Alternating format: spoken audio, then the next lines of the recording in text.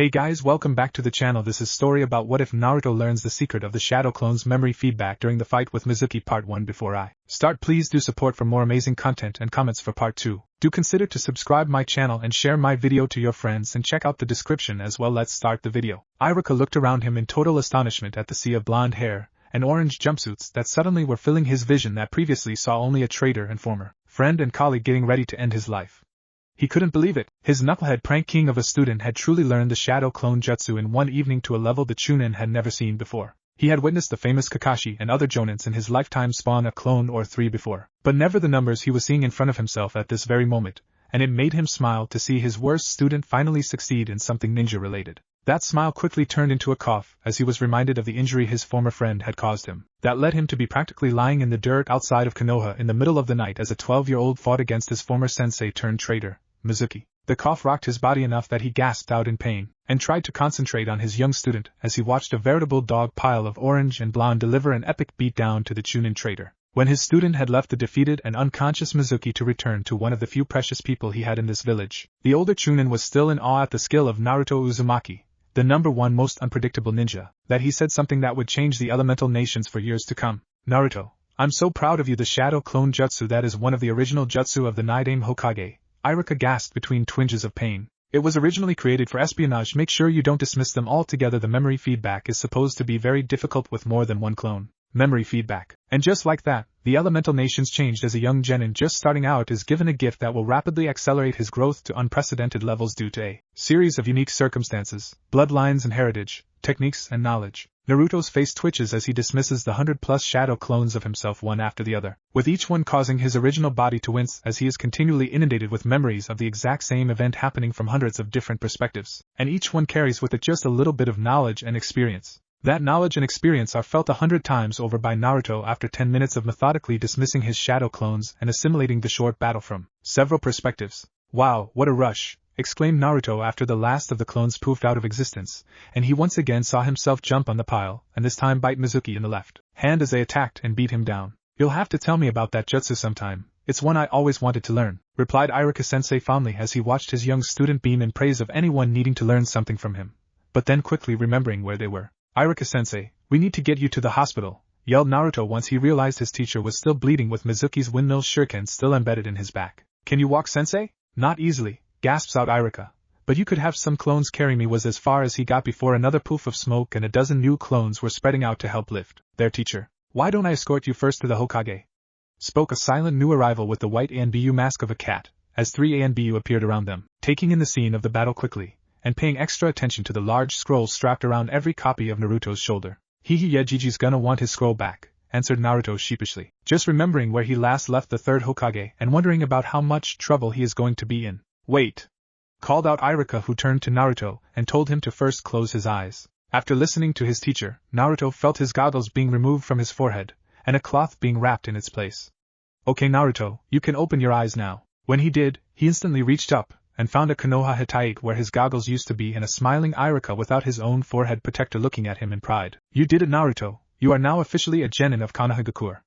I'm proud of you. Thanks, Iruka-sensei, answered a misty-eyed Naruto that instantly tackle-hugged his sensei despite his injuries, as he was overwhelmed with emotion before the cat-masked Anbu cleared their throat and closed ranks around the pair before using a shunshin along with Bear to instantly travel to the Hokage's office with Iruka and Naruto in tow, while the last member of the Anbu team gathered up Mizuki's unconscious body and took it to TI, leaving 10 Naruto clones standing around the now empty clearing before they each realized they had nothing to do now, and all but one dispelled themselves one at a time. Still remembering Iruka's warning about the memory feedback, the remaining shadow clone decided to pick up all the few shurikens he and Iruka used as well as the larger windmill shurikens of Mizuki before deciding to bring them back to his apartment so he could add them to his small and now growing collection of ninja gear. On his way, he passed a pair of training fields that seemingly glittered in the moonlight due to the scattered weapons abandoned throughout the fields. Quickly adding these to his growing pile of weapons, Naruto's clones soon made it back to his apartment, and dispelled himself after putting the weapons with his others, an action that had the real Naruto realize the unlimited potential of being in multiple places or doing a multitude of things at once.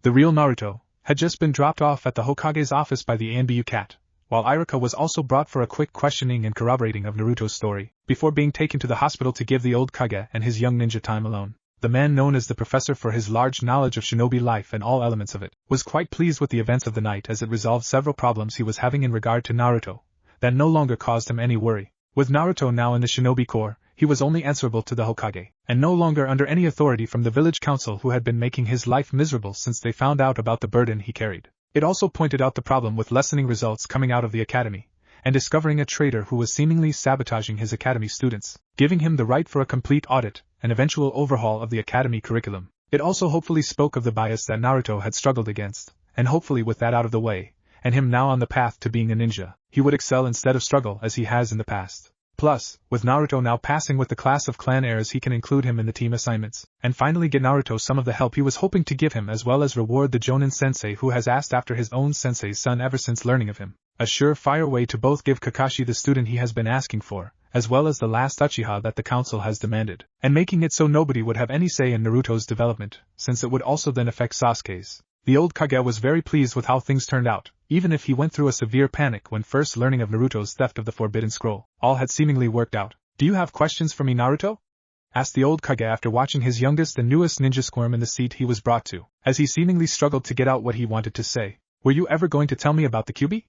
asked Naruto, somewhat grumbling and pouty, as he stared at the old leader of his village he always looked up to and admired as a great ninja and more importantly friend, but who he now wondered about his motives and reasons.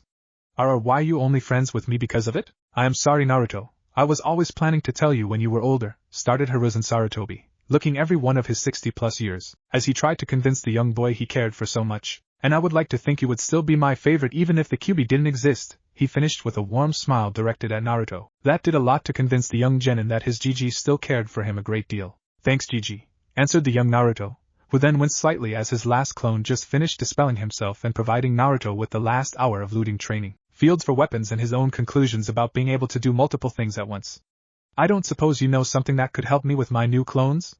Contemplated the Hokage, as he thought over what he witnessed from Iruka's explanation, and decided he could help his young ninja out quite a bit by expanding on what the Shadow Clone Jutsu is really capable of. "You know what, Naruto, I think I can help you." Over the next 20 minutes the old Kage was back in his favorite teaching mode, explaining to Naruto the intricacies, variations, and options in regards to the Shadow Clone with its memory feedback, and more importantly as a training aid for someone of Naruto's constitution. That discussion led to areas where the Hokage thought Naruto should focus on, namely the basics of speed, strength, taijutsu, and chakra control to begin with.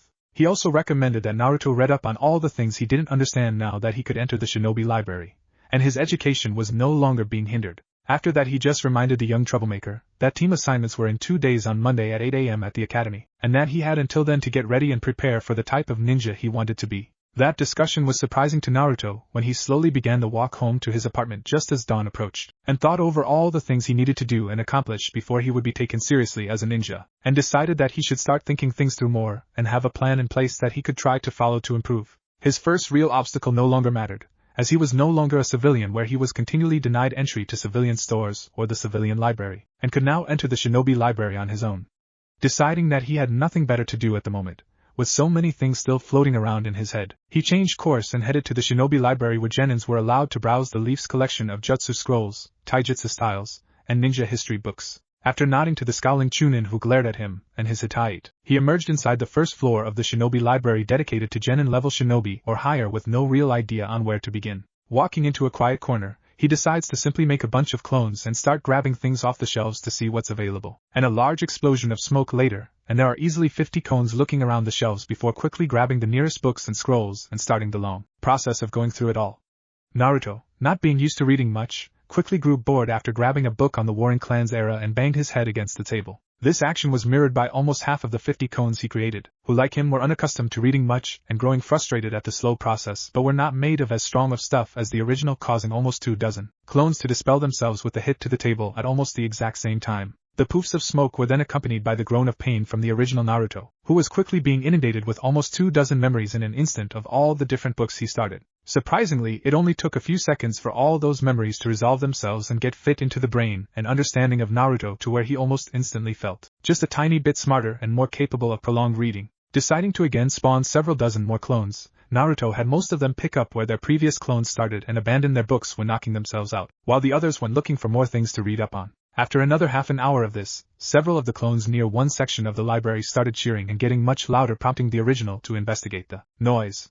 It turned out that the group found several of the E and D ranked ninjutsus available to genins, including more detailed accounts into the Academy 3. Reading up on the basic clone, henge, and replacement techniques, Naruto was able to learn a bit more about all three ninjutsus to where he was at least comfortable with the two he was already capable of but not yet a master at. One of the books actually mentioned how to truly master these techniques and make them more formidable, and he learned that his henge was done wrong forever, and nobody noticed or mentioned that the henge is supposed to be only an illusion and not a physical transformation. Regardless, the henge and replacement jutsu were both added to the growing list of things Naruto wanted to spend more time and energy training up on. He also found a rank echolocation jutsu for developing skills to be a sensor, a sensory enhancement jutsu that supposedly doubled the sensitivity of your senses, eyes, ears, nose, etc., and an entire series of camping and survival jutsus that allowed you to start a fire, find water, clean or filter water, and dig or move the ground to store food and clean up campsites. By this time, it was nearing the regular morning time and Naruto had been awake for over 24 hours and was starting to tire mentally, but not yet physically as he was still somewhat hyped up about all of his discoveries and all the new jutsu he wanted to try. So, he went outside for a quick snack and then spawned another 100 clones and gave them instructions to head to an abandoned training ground and split into groups and practice the new jutsus and review the ones he already had until he was more comfortable with them, while he continued to read up on strength and speed training options with the remaining 50 or so clones that were still going through books and scrolls for more useful information. Within 20 minutes of sending out the group of clones to practice, Naruto started getting steady memories back from them after everyone was dispelled, usually trying to do one of the new jutsus he just learned. He quickly realized that after every clone dispelled, and their memories were incorporated, he and his clones instantly became just that little bit better, with more experience and understanding after every attempt. With that in mind, he decided to start refreshing his clones and began dispelling all those with him, and after several moments of assimilating 50 times worth of information learned over 2 hours he felt increasingly better. He then respawned another 100 clones with all the knowledge he had learned so far, and sent them to reinforce the first groups sent to the training field to keep practicing all the new jutsu while he made another 100 to continue his reading and studying. It was almost 2 hours later when Naruto spawned another 100 clones and sent them to the training field to keep practicing, and in that time he had made several very important discoveries both in the library and on the training field. In the library, he finally came across a scroll on supplemental chakra control exercises beyond the leaf-sticking one they all had to learn their second year at the academy, and that he struggled mightily with forever.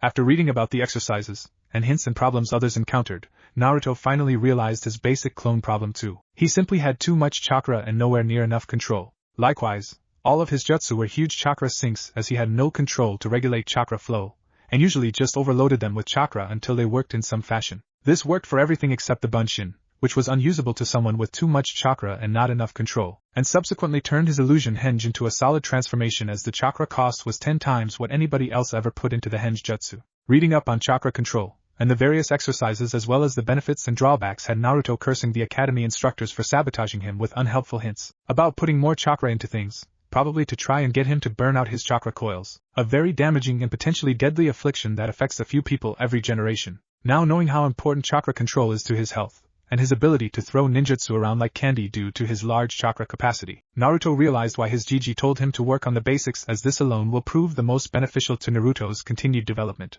With those thoughts in mind he dismisses all of his reading clones and respawns them with new instructions to start practicing chakra control as he finally decides to call it a day and head back to his apartment for some mental rest. His head was definitely feeling very full, more so than at any point in his past, and he knows it's because of how much information he has just learned about so many things related to him, his history, his burden, his chakra, his ninja career, and his new jutsu. As he makes his way home, he also realizes that he is in fact very weary and physically exhausted too as he feels the combined effects of hundreds of hours of training, reading, and learning starting to take its toll. With these thoughts in mind he gets to his apartment, and spawns a pair of clones to clean the absolute mess he made while he passes out in his bed before his head even touches the pillow. Chapter 2, Remedial Training. 10 glorious hours of sleep later, and Naruto is woken up to a brick being thrown through his living room window that causes him to immediately bolt upright in bed as his mind quickly tries to catch up and remember where he is. Recognizing his bedroom, and the now somewhat familiar sight of a broken window after some idiot throws something, he instantly is more awake and instinctively pops off 10 clones, one to clean up the mess while the others scout and try to find and apprehend the suspect. As he slept through the whole day, and it was now dark again as evening approached, Naruto lost the vandal he was pursuing in the little light, and the slow and groggy start were also contributing factors. Thankfully, the mess was easily cleaned and after waking further, he decided to continue from where he left off yesterday, and spam 200 clones and send half of them to the training field to continue with his practice, and the other half back to the library to continue studying. Meanwhile, the original Naruto got dressed and headed to Ichiraku Ramen for some much-needed food of the gods and some all-you-can-eat celebratory dinner. His mood had never been better. He had finally achieved his dream of becoming a shinobi, and was now on his way to getting stronger one clone at a time, and currently heading to his favorite ramen stand. Life was great. Uchiha-sama, are you sure you don't want more kunai?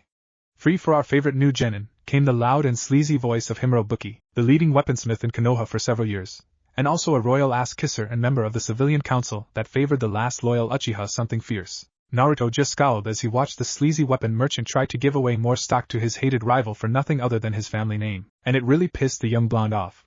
He had been thrown out of Buki's store more times than he could count, and he still didn't have all the gear he knew he needed for the start of his ninja career, and wondered how he could go about getting his own ninja supplies filled. Too bad he wasn't an Uchiha. Wait. He had something that could make him pass for an Uchiha, and it would only cost him a little chakra to get the henge applied, and he could be using Sasuke's face to get all of his needed gear at below average prices, as most in the village bend over backwards if it meant helping the last Uchiha. Deciding that he couldn't show up right after the real Sasuke left, he instead started making a mental list of all the supplies and gear that he needed to shop for before being assigned a Jounin sensei and team. With the henge of the team, he could probably get everything he needed for half the cost and couldn't wait to pull one over on the stupid prejudiced shopkeepers. But first he needed to eat, and so, he planned to get his shopping done after he had his fill of miso ramen. Aji-san miso ramen, and keep 'em coming, called out Naruto in a loud voice as he pulled aside the curtain into his favorite ramen stand and made his way happily to the counter. Naruto calls out I am happily as her favorite customer, and honorary little brother comes and sits in his spot. A smile larger than she can ever remember seeing on his face makes her own lips curl. Where have you been for the past few days?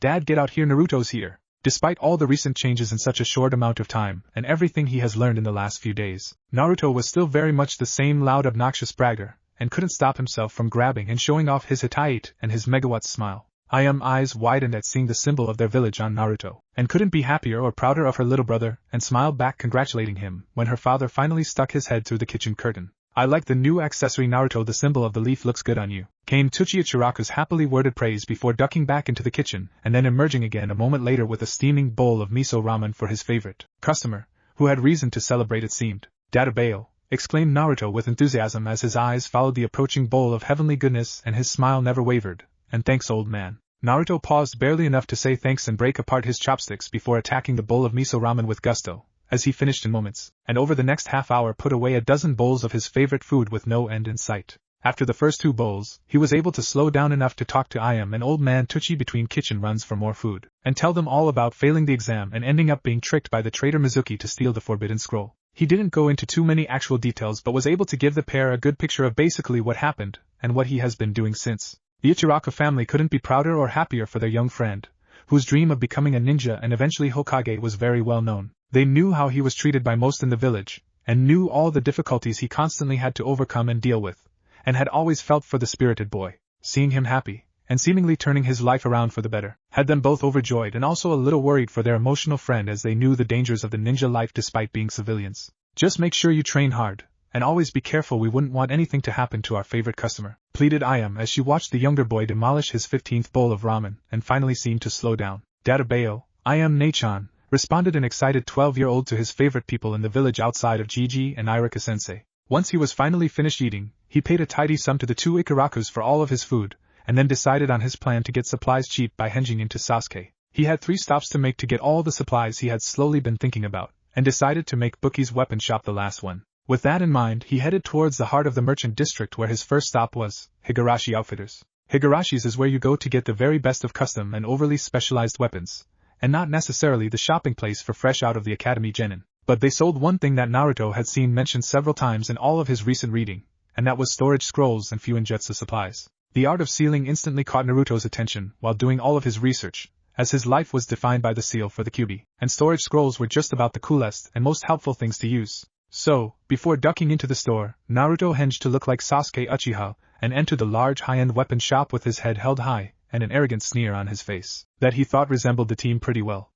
It didn't take him long to find the corner of the store dedicated to Fuinjutsu, and he quickly picked up all 3 books they had for sale, as well as 6 storage scrolls, and a small starter Fuinjutsu kit that had a small amount of usable paper, ink, and brushes to create your own seals. Taking it to the counter, the middle-aged man there scowled down at Sasuke, which surprised Naruto as he thought everyone loved the last Uchiha, before demanding the full price of 20,000 yen and taking a sizable dent out of Naruto's available funds. Luckily, the owner Ito Higurashi showed him how to load everything he purchased into one of the storage scrolls and sent him on his way. The next stop was just 2 stalls down, and was one of the better clothing shops for the more standard ninja gear. There, A younger female clerk instantly recognized Sasuke and was all over him the entire time he was in the store, trying to help in any way she could, claiming that he was only buying training clothes, and didn't want the Uchiha fan on anything was a little more difficult than he thought it would be. But eventually he just got the civilian girl and former academy dropout to do him this little favor with anime hearts in her eyes. On the plus side, he got 10 standard black pairs of pants and shirts, as well as 3 pairs of black sandals, 3 sets of arm and leg guards, 5 shuriken and or kunai pouches, and a few other basic necessities that caught his eye, including a beginner set of training weights. Due to his stalker/helper, he was also able to get the entire purchase for half off the would-be 20,000 yen price tag, and leaving him with still plenty of money to fill up his new weapon pouches. As he planned, the last stop was to Buki's weapons, and he was instantly greeted by the sleazy Himuro Buki, who was quick to tell him he knew Sasuke would be back for more supplies. He instantly started pulling Senbon, kunai, and shuriken by the bucket loads and began piling it all up at the counter. Within 20 minutes there were more weapons on his counter than Naruto had ever seen in one place before, but he was more than happy to seal them all in a storage scroll and take up Himuro on his generous recommendation to have them for free, or a later return favor that had Naruto laughing his ass off on the inside. Take that, team. After that, it was a return to his apartment as stores were now closing and all the civilians were starting to turn in for the night as was their usual. Naruto, however, was just getting started, and after a quick trip to drop off his new things and put on his new weights and training outfit, he hurried to a nearby training ground he sometimes frequented and put his new training plan in motion. He wanted to know how many clones he could spawn if he really tried, and just decided to do what he usually did and throw a bunch more chakra into the jutsu and hope for the best. Naruto surprised even himself when well over 500 shadow clones appeared all throughout the clearing, and did a little happy dance as he realized he could really step up his training even more now. Knowing how much it had already helped him, he sent the first 100 clones to the Shinobi library to continue reading everything they could, and after his henge success with shopping, he also decided to send 100 henge clones to the civilian library as well. The next 100 were sent to work on chakra control, then 100 went to work on his ninjutsu, while the last full 100 went to work on taijutsu, leaving the original with about 60 remaining clones. Knowing from the Hokage's little lesson on the shadow clone's capabilities, he knew that all physical training had to be done by his original body, but also wanted to test himself fighting against his clones. So he decided to just have them attack him in waves, starting small as he still didn't really have a very well-defined taijutsu style, even if it had quickly started to improve over the last day. Because they could only really take one good hit, Naruto quickly worked his way through the 60 clones for a pretty good warm-up, and was pleased with his quickly growing skill in his basic taijutsu. Naruto spent the next 2 hours running himself into the ground physically, through actual running as well as several other calisthenics exercises he vaguely remembered from the academy. Shortly after he began, he spawned and popped a clone with instructions to research other exercises and was able to incorporate them into his workout, as memories of his researching clones would occasionally pop into his head at random moments throughout his activity.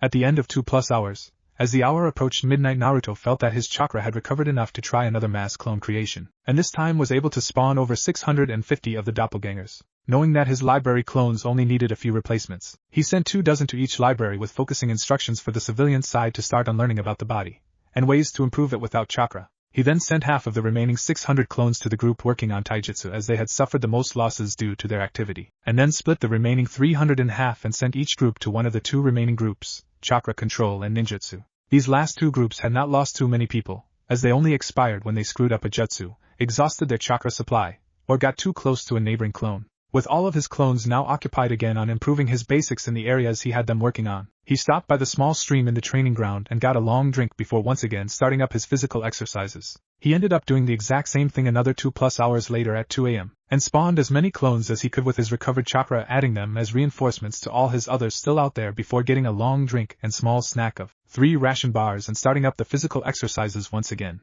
When 4 a.m. came around, Naruto again had recovered enough chakra to easily spawn another 600 clones to add to his training troops, even if he knew that he was running out of room in the current 2 training grounds his clones were already occupying. Taking a longer break this time to get a drink and snack, Naruto started processing the hundreds of memories and experiences he had gained over the last several hours and couldn't be happier with his overall progress in all fields. The Shinobi Library team reported to being over halfway through the Genin section, and had even managed to slip 3 henge clones into the Chunin section, while the Chunin librarians changed shifts. The civilian library team was still in its beginning stages, but he was pleased with what progress they had made, and he learned they almost completed the fitness section and were moving on to beginning medical texts to learn more about the body. The chakra control team had finally mastered the leaf-sticking exercise to an insane degree, keeping 20 leaves on different parts of the body and being able to move them around without dropping them, and had since moved on to the tree climbing exercise, which was going very well. They had almost reached the top of the trees they were practicing on, and were then going to work on their endurance and ability to multitask while stuck to the tree.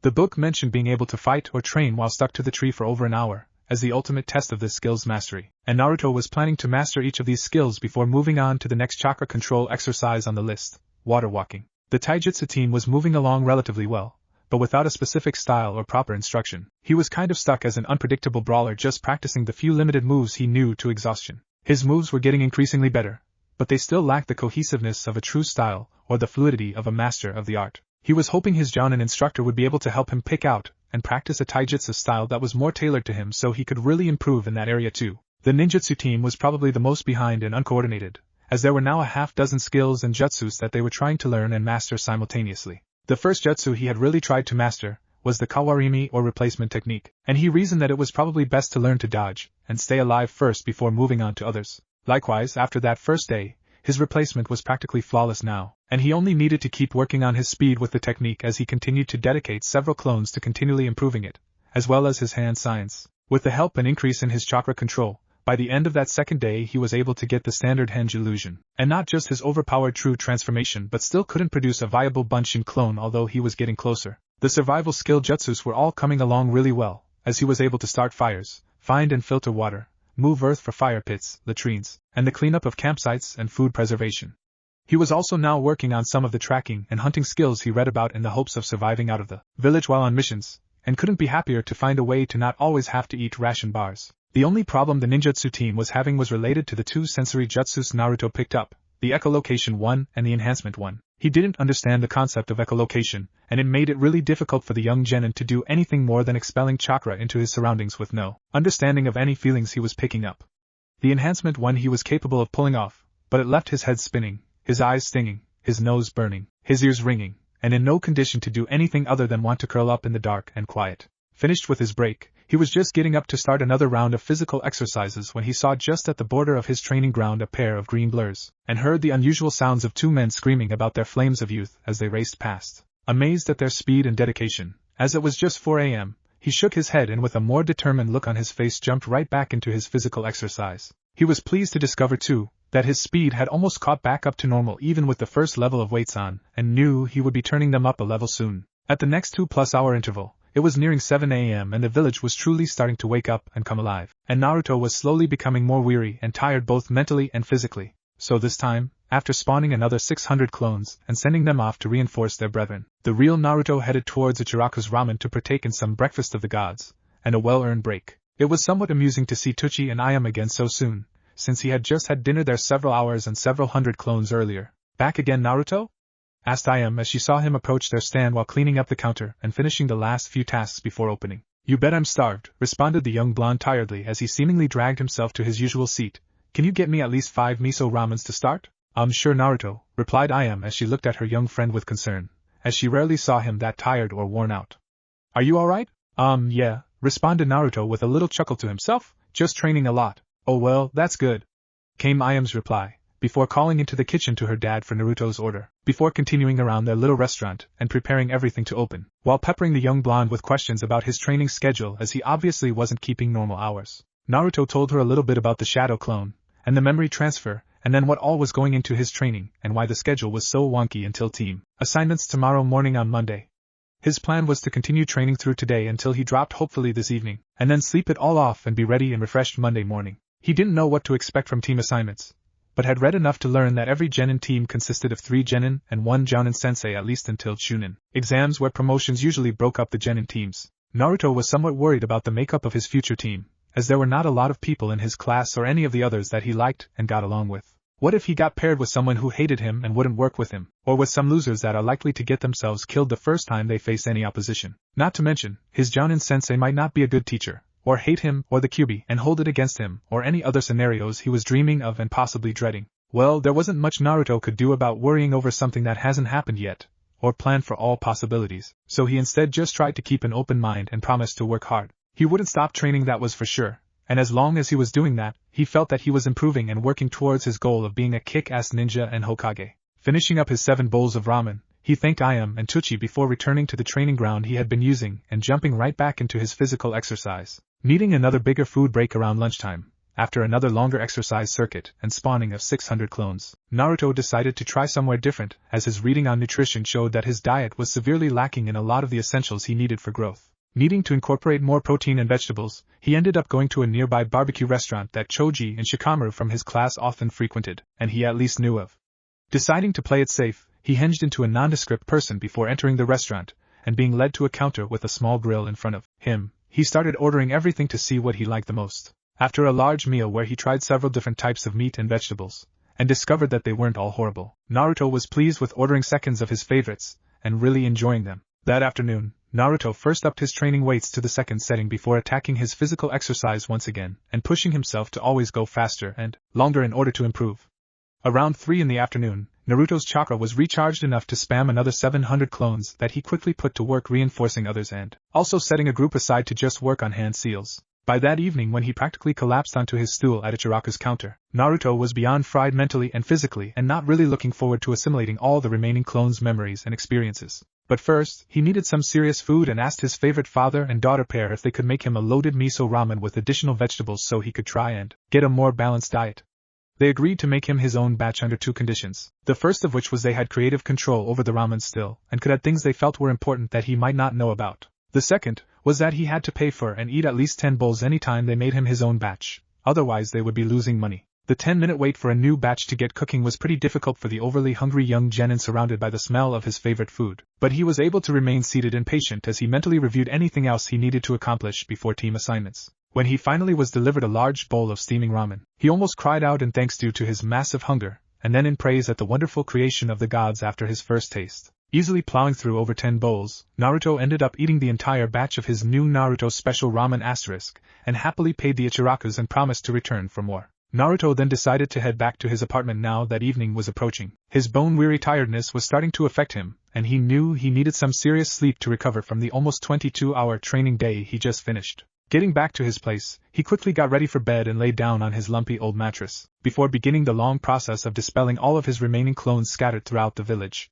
The amount of knowledge and experience that was coming in from his clones was almost overwhelming, and he realized that some of the clones had survived almost 20 hours, and with the numbers he kept sending out, there was a staggering amount of returning data. Even with the excessive tiredness from the night before, Naruto still only needed 8 hours of sleep before he woke up fully refreshed and ready for another great day filled with team assignments and hopefully more training.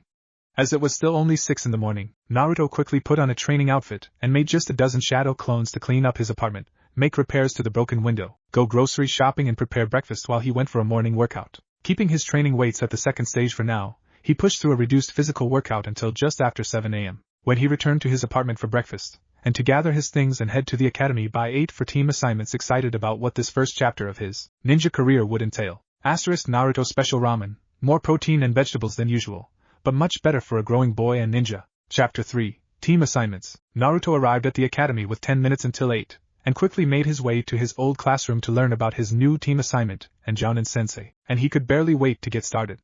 Arriving at the classroom before Iruka-sensei, Naruto simply walked in and headed to one of the back rows to just sit down and wait. He recognized most of the students already in the room as his fellow classmates, and there were growing mumbles from them all as he found and took his seat until someone had to say something. "What are you doing here, Naruto? This is only for those who passed," scolded Kiba as he stood from his seat and turned to glare at the shorter blonde, while a few others grumbled in agreement, and even Shikamaru lifted his head off his desk for a moment to look at Naruto and then listen to his answer. "Those ninja observation skills are top-notch, Kiba," responded Naruto with a slight glare to the feral bully who often tried to ridicule or pick on Naruto, while patronizingly tapping his Hittite, and otherwise ignoring the Fang boy with his canine companion on his head. "How'd you get one of those? They are only for those who passed the exam. We all saw you fail. Who'd you steal it from?" argued back Kiba aggressively after several snickers were heard after Naruto's last comment, not liking to be shown up especially by the class dobe as he started walking towards Naruto threateningly. "Iruka-sensei gave it to me after I passed," responded Naruto with a flat, emotionless voice, which should have tipped everyone off that something was very different with the blonde,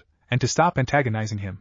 But Kiba was never known for his restraint or common sense. "Bullshit," yelled Kiba as he finally reached Naruto's spot and made to reach for the Hittite on the blonde's head, without paying any attention to the blonde himself. What happened next had every witness in the classroom stop immediately what they were doing and watch wide-eyed as Naruto moved without warning or seemingly even seeing the movement. He easily avoided the outreached arm of Kiba by sliding underneath it and coming up behind the feral Inuzuka, grabbing his outreached arm at the wrist and quickly twisting it behind his back and forcing the older boy to bend over the desk he just vacated or risk having said arm snapped by the smaller blonde. Naruto simply held the arm in that precarious position that any more movement would surely see it shatter before practically growling to the usually arrogant young Inuzuka. "This is the only warning you will get, Kiba. Leave me alone. I am done taking yours or anyone else's crap, replied Naruto in a flat voice that still carried with it a great deal of barely controlled anger. It was of course to this scene that the final two members of the class showed up with their former teacher, and sensei right behind them, and causing the two immature girls to stop their ridiculous fight over sitting near Sasuke to stare at the strange scene. Naruto saw the new arrivals and simply decided to cut his losses and released Kiba's arm right after giving it a small twinge so the boy knew how close he came to breaking it. The added shove of the feral boy back towards his own seat, and Naruto sitting back down without a word had most of the class staring with open-mouthed shock at the blonde, who they were just now realizing wasn't wearing his usual bright kill-me orange jumpsuit or screaming at the top of his lungs about becoming Hokage. Stop trying to be cool like Sasuke, Naruto baka!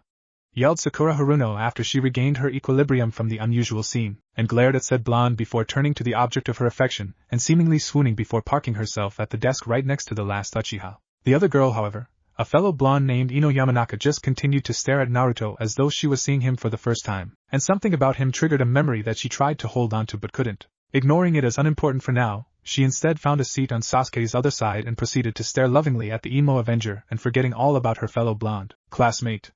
The final arrival was also watching the scenes with Naruto very carefully, as he couldn't remember a time that his hyperactive knucklehead student had ever shown such skill or composure around others, and hoped it was a permanent change. Settle down everyone, started Iruka as he stood at the front of the class with the team assignments written on a piece of paper in front of him. I am going to read out the team assignments in 1 second, and afterwards you are going to be able to join your new teammates, and wait to get picked up by your new jounin. Sensei. Iruka-sensei, why is Naruto here? He can't even make clones. Didn't he fail the exam? Came the question from a sneering Kiba, as he glared at Naruto, probably in retaliation for showing him up earlier. He did more than simply pass the exam. He protected the village, captured a traitor, and saved my life, continued a proud Iruka to a now speechless class, giving a small bow to a stunned Naruto before pulling out his list and reading out the names.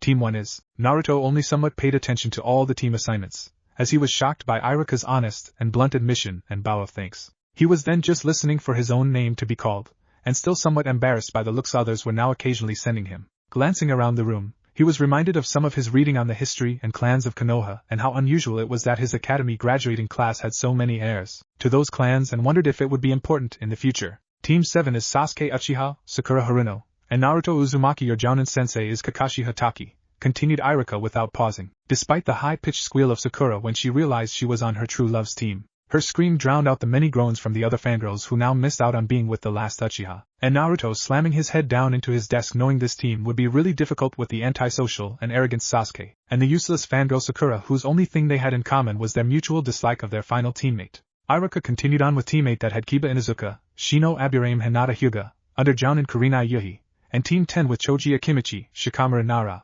Ino Yamanaka under the Hokage's son, Asuma Sarutobi. The rest of the teams were filled with generic graduates who at times showed maybe a skill or two in certain areas, but were never going to be great all-around ninjas without some serious training and help. It made Naruto wonder if the teams were actually put together with the thought of keeping the stronger teams and clan children together, or if they were put together for specific purposes like tracking or frontline fighters, or some other factors came into play as well. Naruto decided it probably didn't matter yet, as they were all starting out together at the bottom. It would be up to them to train and get stronger individually and as a team, and become one of those specific types of teams if that was what they were supposed to become. He wondered though, what was the purpose of his team? Both he and Sasuke were frontline fighters while Sakura was anything but, so maybe she was simply supposed to grow into a supporting long-range role of medic nin or genjutsu specialist. Either way, he knew what his job now was: to constantly work to get better and keep pushing himself until he was recognized as the greatest Hokage in the village's history. Just because he decided to tone down his expressing of those desires didn't mean the desire itself had disappeared in any way. Naruto was going to become the Hokage. He was going to prove to everyone that he is the best. He was going to change people's minds about him. He was going to be a legend, and that started now. He was now a genin, out from under any civilian authority, and free to grow and live his life as he wanted, ready and able to work hard and train himself into the ground until he earned the respect of his village and the shinobi nation. His inner monologuing, however, had him miss most of Iruka's pep talk about becoming ninja of the village, and what to expect and how to represent yourself and your village with pride. Naruto did catch the gist of it all, and was pleased when his teacher again affirmed how proud he was of everyone who made it this far. But then, Jounin sensei started arriving and pulling their teams out one after another until only the 3 students of the new Team 7 remained behind with an exasperated Iruka. Well, I am to report to the mission desk at noon, so I can't wait any longer for Kakashi-san to get here, spoke Iruka after waiting over a half an hour after the last team left with still no sign of the tardy sensei. I'm sorry you 3, Kakashi has a bit of a reputation, you may want to get comfortable. he finished before waving to the final 3 waiting students, ignoring the glaring Naruto for his laughter at their expense. Come find me later, Naruto, I think I owe you some dinner at Ichiraku's. Databao. Cheered Naruto in excitement, his mind instantly going to dream about his beloved ramen, while he happily waved goodbye to Irika, and settled in to wait. Ugh, is this guy ever going to show? Exploded Naruto 15 minutes after Irika left, his patience almost completely out now and just itching to get out there and continue training at least. Shut up, Naruto baka! Shouted Sakura in her high-pitched wail that physically hurt Naruto's sensitive ears, that still hadn't fully recovered from his experiments with the enhancement jutsu, and seemed to be getting even more sensitive as time went on. Grunted Sasuke, though neither Sakura or Naruto understood what he was grunting at, both thinking that the Uchiha was just agreeing with them. Whatever, I have better things to do than just sit here doing nothing, grumbled Naruto to himself as he got up and threw open the classroom window before going through the already very familiar cross-hand seal and spawning 700 clones on the academy grounds, and 1 clone sitting in the seat he just vacated. Jumping out the window moments later to his lone clone in the classroom's shout of traitor, he quickly led his clones around the building and over to the academy training ground and obstacle course. He then started his physical exercises as he had his clones run through their own chakra-controlled training in the surrounding trees, tired of waiting around doing nothing while he waited for his new sensei to arrive. He got in a good hour of training before he was alerted to the arrival of his sensei by the classroom clone dispelling, and learning of the 5-minute window he gave them to meet him on the roof. Naruto took off like a shot as soon as the memory was processed, and using his almost perfected tree-climbing technique, ran straight up the outside of the academy building until he reached the roof seconds before either of his teammates came through the door at the other end of the roof. Seeing the gravity-defying silver hair of the man claiming to be his new sensei Kakashi Hatake was impressive, and watching said ninja as he sat on the edge of the roof reading an orange book, Naruto was impressed with the man's physique. He was tall and muscular, though not too bulky, and despite carrying himself as a lazy ass, Naruto could see his single eye not covered by his slanted Hittite taking in everything around him. So it's true that was a shadow clone in the classroom, spoke the tall veteran ninja as he looked at the blonde ninja standing in front of him in surprise. He was a lot less orange and loud than he remembered from both personal observation and reading his file and records, and was really starting to look like someone Kakashi loved as a father figure and sensei. Yeah, mumbled Naruto somewhat self-consciously, not sure if he was already in trouble with his new sensei for the perceived prank, even if that wasn't his intention, his reputation would demand it. Sorry, I just didn't know how long we were going to have to wait. So instead of staying with your teammates to meet your new sensei, you would rather train by yourself? Asked the older ninja with a bit of hardening in his lone visible eye. That let Naruto know that his answer here would be very important to his continued relationship with the silver-haired jounin. Well, I didn't want to train by myself, but I know Sasuke would never lower himself to listen to me or train with me on his own. And Sakura could care less about training altogether unless Sasuke was involved. You weren't there yet, and I was getting antsy and needed to let off some energy before I did something stupid, responded Naruto, slowly at first as he carefully chose his words, but getting quicker as he became more comfortable laying out everything he could think of. I left a clone that would alert me the moment you arrived, and didn't leave the academy grounds so I would be close by. Well reasoned, began Kakashi slowly, but I am not sure how I like my cute little genins not wanting to train together or listen to one another. Doesn't sound like a very good team. In the future you should also ask before assuming that your teammates wouldn't want to train with you. Grunted Sasuke, though nobody knew what exactly he was grunting about as the 3 others on the roof all looked at him waiting for him to elaborate. They waited a while. Okay, replied Kakashi after a minute of awkward silence, where they waited in vain for the last Uchiha to continue. Let's try some introductions. You know likes, dislikes, dreams, and goals for your ninja career. Could you show us how?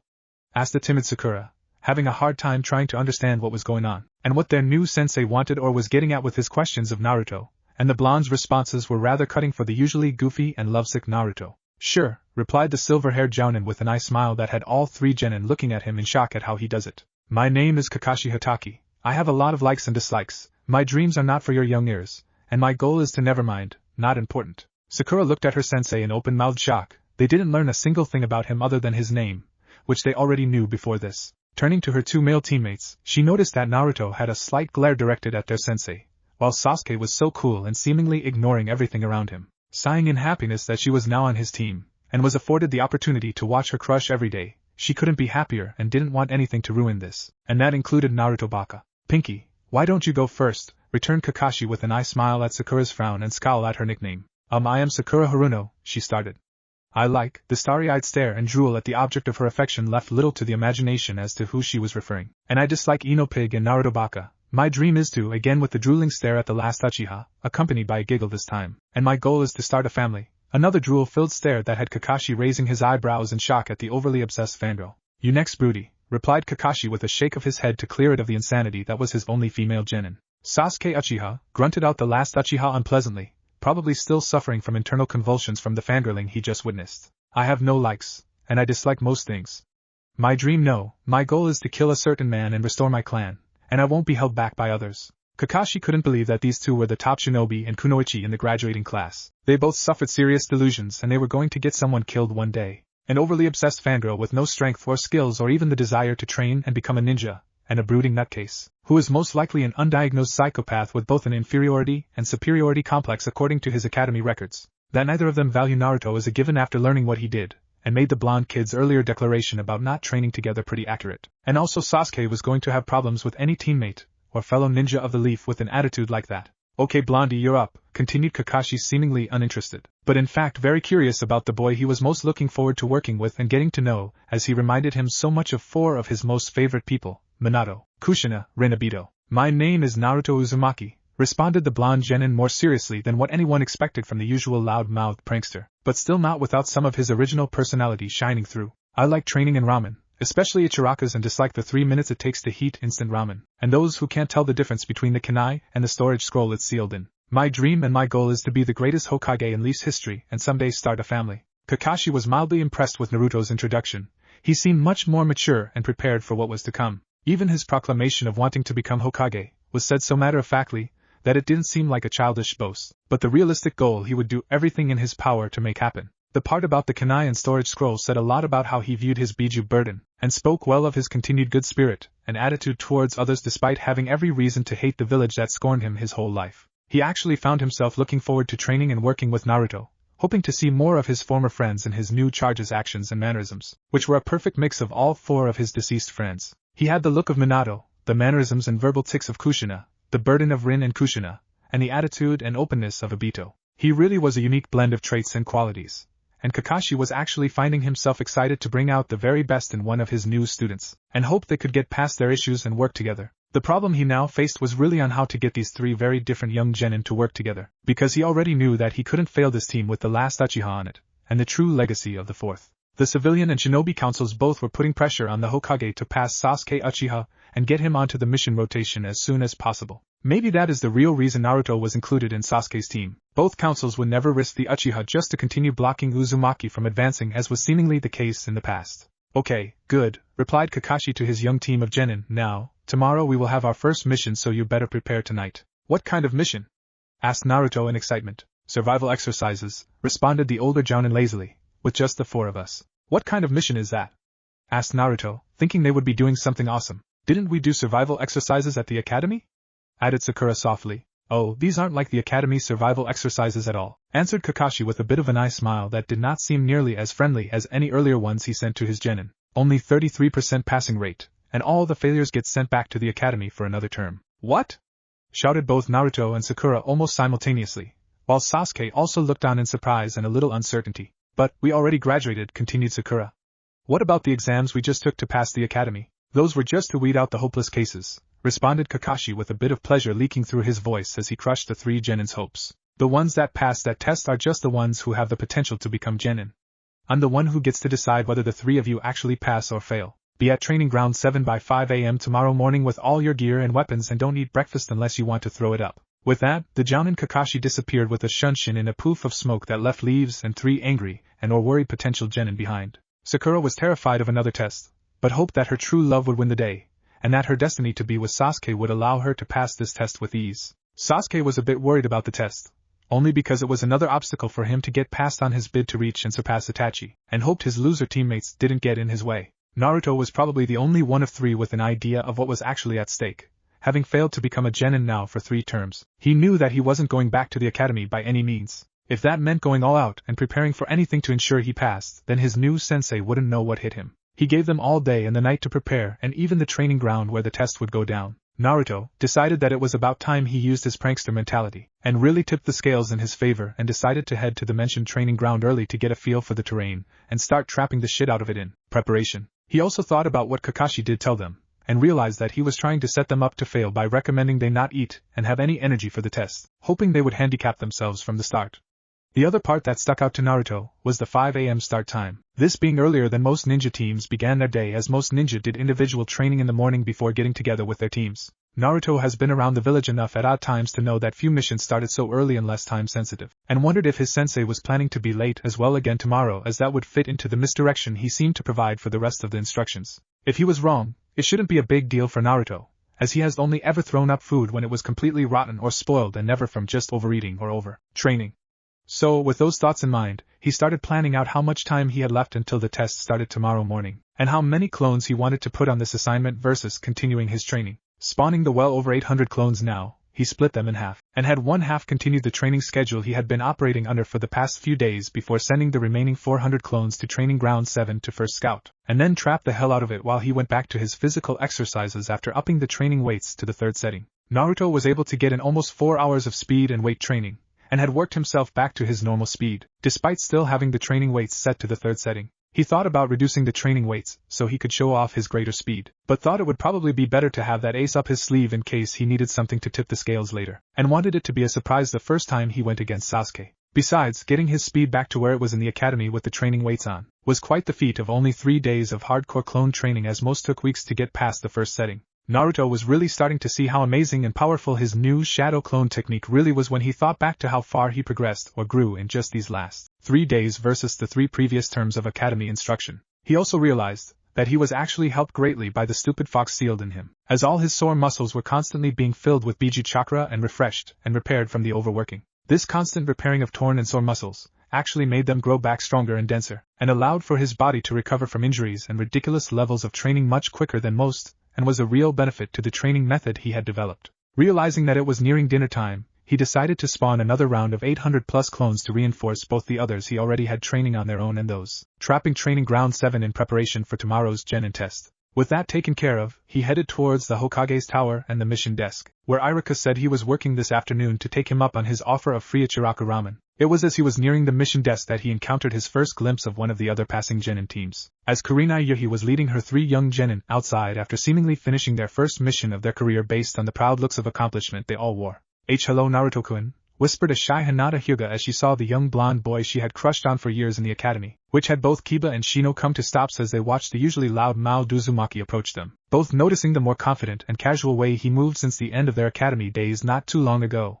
and for Kiba, remembering the way the other boy had stood up for himself and put him in his place. Hi Hinata, greeted Naruto happily to the pale-eyed Hyuga heiress. Yuhi-san, Shino dog breath, he continued with nods to each of the other members of Team 8, until his greeting to Kiba resulted in said feral boy growling angrily and getting right up into Naruto's face, completely forgetting the thought he just had to show greater restraint in front of this particular young ninja. Any time dead last, sneered back Kiba threateningly, causing both Hinata and Kurenai to gasp at the tone and insult, but Naruto to simply tilt his head and continue to glare at Kiba until the other boy turned his head away in supplication, as the memory of earlier this morning played on a loop in front of his eyes and realized he didn't want to get shown up again. Kurenai was then very quick to pull Kiba away from Naruto, and get in between the 2 young genin to diffuse any tension still lingering. Shino and Hinata were both watching wide-eyed, as their third teammate tried picking a fight with a fellow classmate who seemed to have significantly changed very recently, as he wasn't the loudmouthed hothead he was even last week. Instead, Naruto was the calm one dictating the pace and seemingly unconcerned about Kiba completely, showing a level of confidence that neither Shino or Hinata had ever seen from the usually worst student in their class.